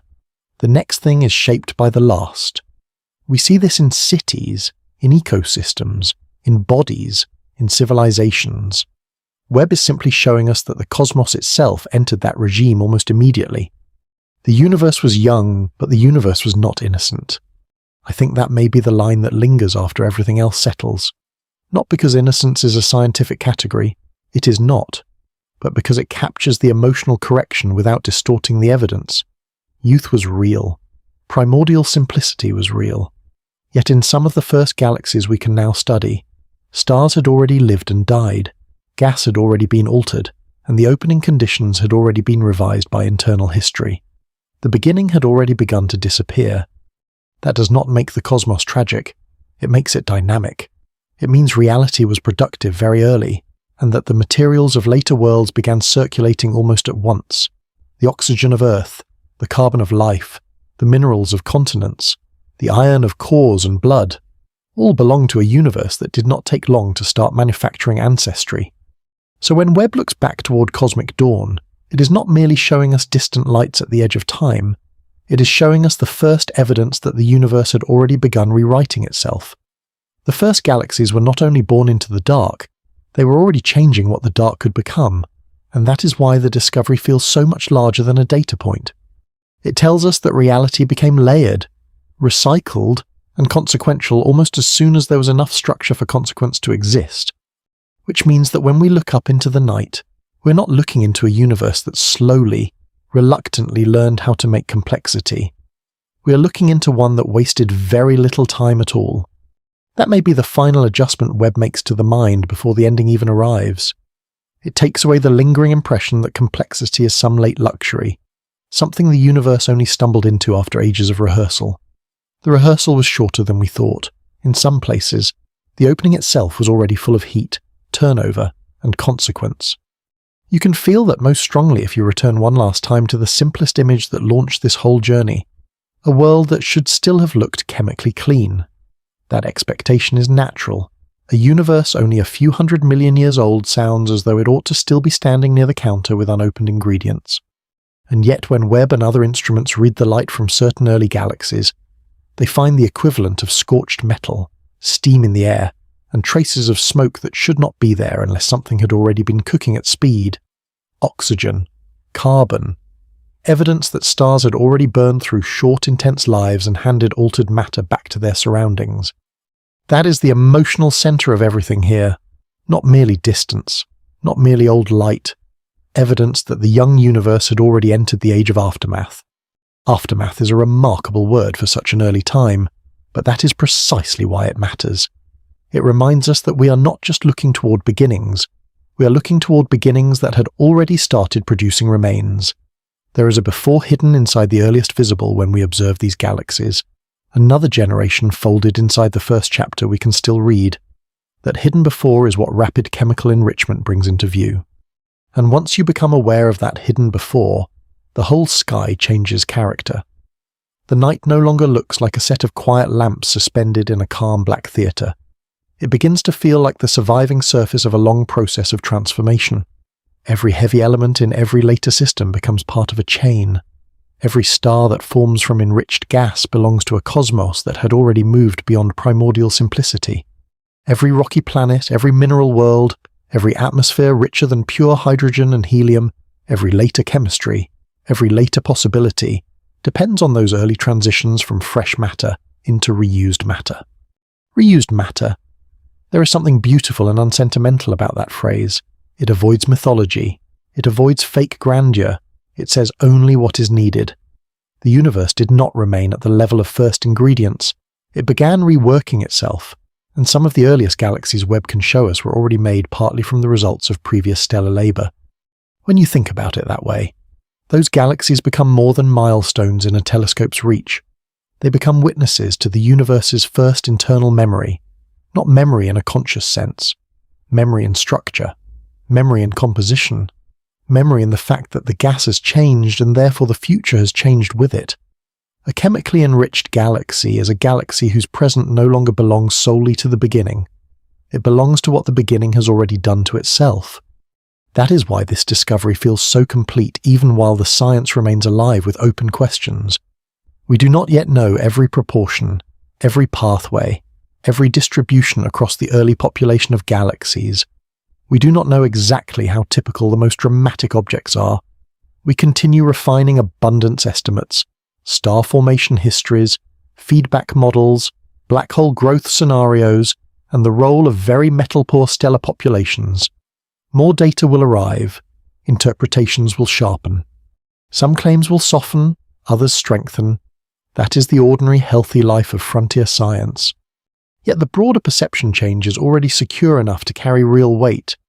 The universe did not take very long to start making heavy elements in detectable amounts. Some young galaxies were already chemically altered astonishingly early.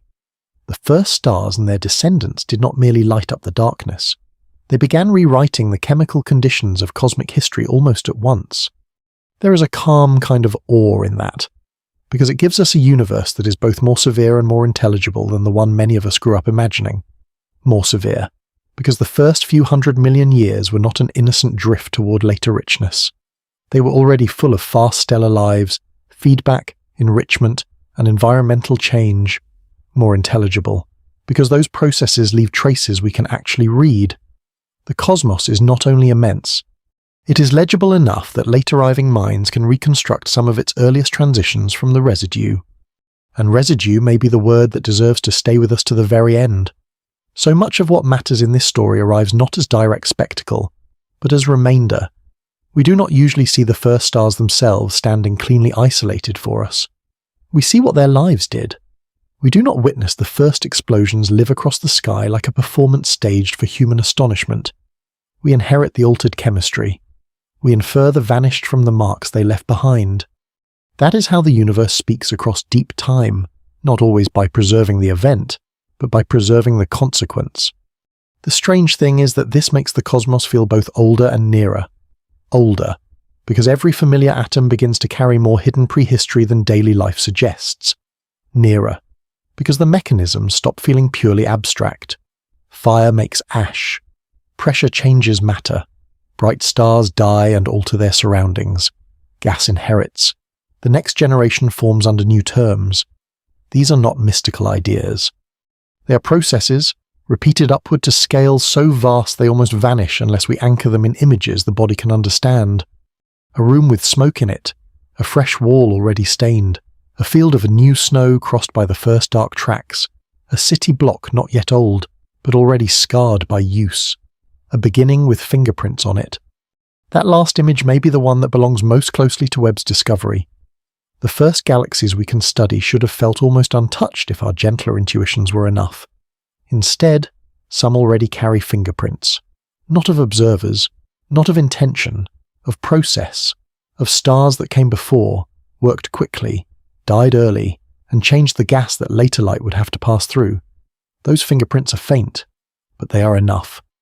Enough to tell us that the universe had already begun producing its own second-hand matter. Enough to tell us that the first chapters were already revisions. If we step back far enough now, the whole arc comes into view. A primordial universe begins with mostly hydrogen and helium. Gravity gathers matter into the first halos and clouds. The first stars ignite. Some are likely massive, brief, and transformative. They fuse heavier elements in their cores. They die, returning those elements to their surroundings. Gas becomes enriched. Later stars form in altered conditions.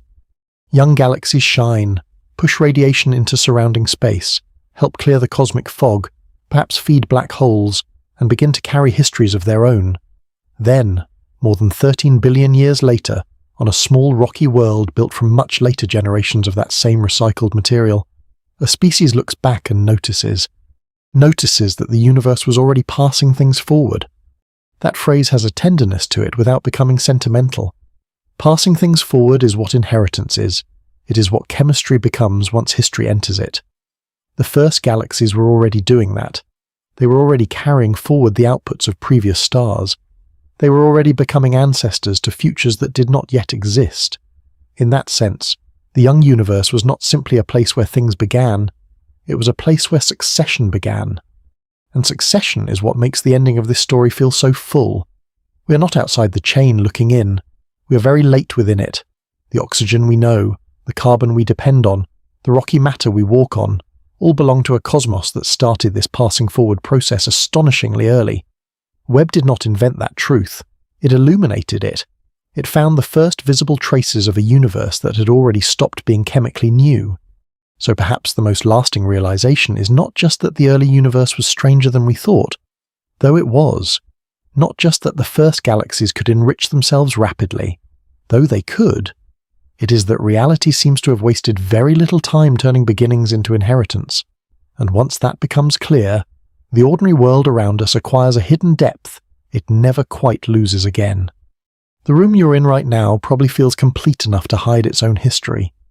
A wall is just a wall, air is just air, metal is just metal, breath is just breath. Most of daily life arrives already assembled, and because it arrives assembled, we rarely feel the chain behind it. We feel function, not origin, surface, not inheritance. The great gift of discoveries like this is that they do not take the ordinary away. They return it with depth. James Webb found evidence of rapid chemical enrichment in early galaxies. If we let that sentence fully unfold, it means that some of the first galaxies we can still see were already carrying the products of earlier stellar lives. Their light does not come to us from a chemically untouched beginning. It comes from systems that had already begun changing themselves. Stars had formed, some had died, heavy elements had already entered circulation. The universe, while still astonishingly young, had already begun replacing pure first conditions with mixed inheritance. That is the revelation. Not that the cosmos is merely older than we knew, not that it is merely larger than we feel, but that it began becoming layered almost immediately. The first galaxies were not waiting passively for history to arrive. In some cases, they were already making it. They were already taking primordial gas and turning it into something marked by use, by pressure, by prior fire. They were already contributing to a wider transformation in which the young universe became more transparent, more chemically varied, more internally complex. They were already passing matter forward in altered form. And that phrase, altered form, may be the simplest true ending to all of this. Because altered form is what the universe has always been handing onward ever since. One generation of stars changes the terms for the next. One phase of cosmic history leaves behind material the next phase cannot ignore. Gas becomes enriched. Later stars inherit that enrichment. Galaxies become less primordial and more historical. Planets eventually form from matter that has already lived other lives in other furnaces. The present is built from remains. Not ruins, exactly. Not debris in a tragic sense. Remains in the fertile sense. Matter that has been through something. So the early universe was not only a beginning, it was the beginning of aftermath. That is why the discovery feels so large even when described with careful, disciplined language. Oxygen in a galaxy from less than 300 million years after the Big Bang is not just a data point. Carbon enrichment in another very early system is not just an exotic spectral detail. These are signs that the universe had already started writing revisions into itself. The first visible pages were already annotated by earlier events. The cosmos, almost from the start, was becoming second-hand in the deepest possible way. And perhaps that is what should linger after the last line, not a slogan, not a moral, just a change perception. When you look at the night sky again, it will still appear quiet. It will still offer points of light and long stretches of dark that seem almost indifferent to us. But the quiet will mean something different. You will know that near the dawn of galaxies, some of that darkness already contained systems moving at extraordinary speed, forging heavier elements, clearing their surroundings, and carrying the ashes of stars that had already come and gone. You will know that early did not mean untouched. You will know that history began sooner than intuition can comfortably hold. And perhaps, for a moment, the ordinary world will feel altered too. The oxygen around you will no longer seem to belong only to this planet and this age. The stone beneath cities, the iron inside blood, the carbon threaded through every living thing will seem a little less local, a little less recent, a little more like part of a process that began astonishingly close to the beginning of everything we can see. That is not a sentimental thought, it is a precise one. Reality became more complex very quickly. The universe wasted very little time, and somehow, after all that distance and all that silence, it still left enough evidence behind for us to notice. So maybe the deepest wonder is not only that the first galaxies were already chemically enriched, it is that the universe became historical almost at once, and late matter learned how to look back,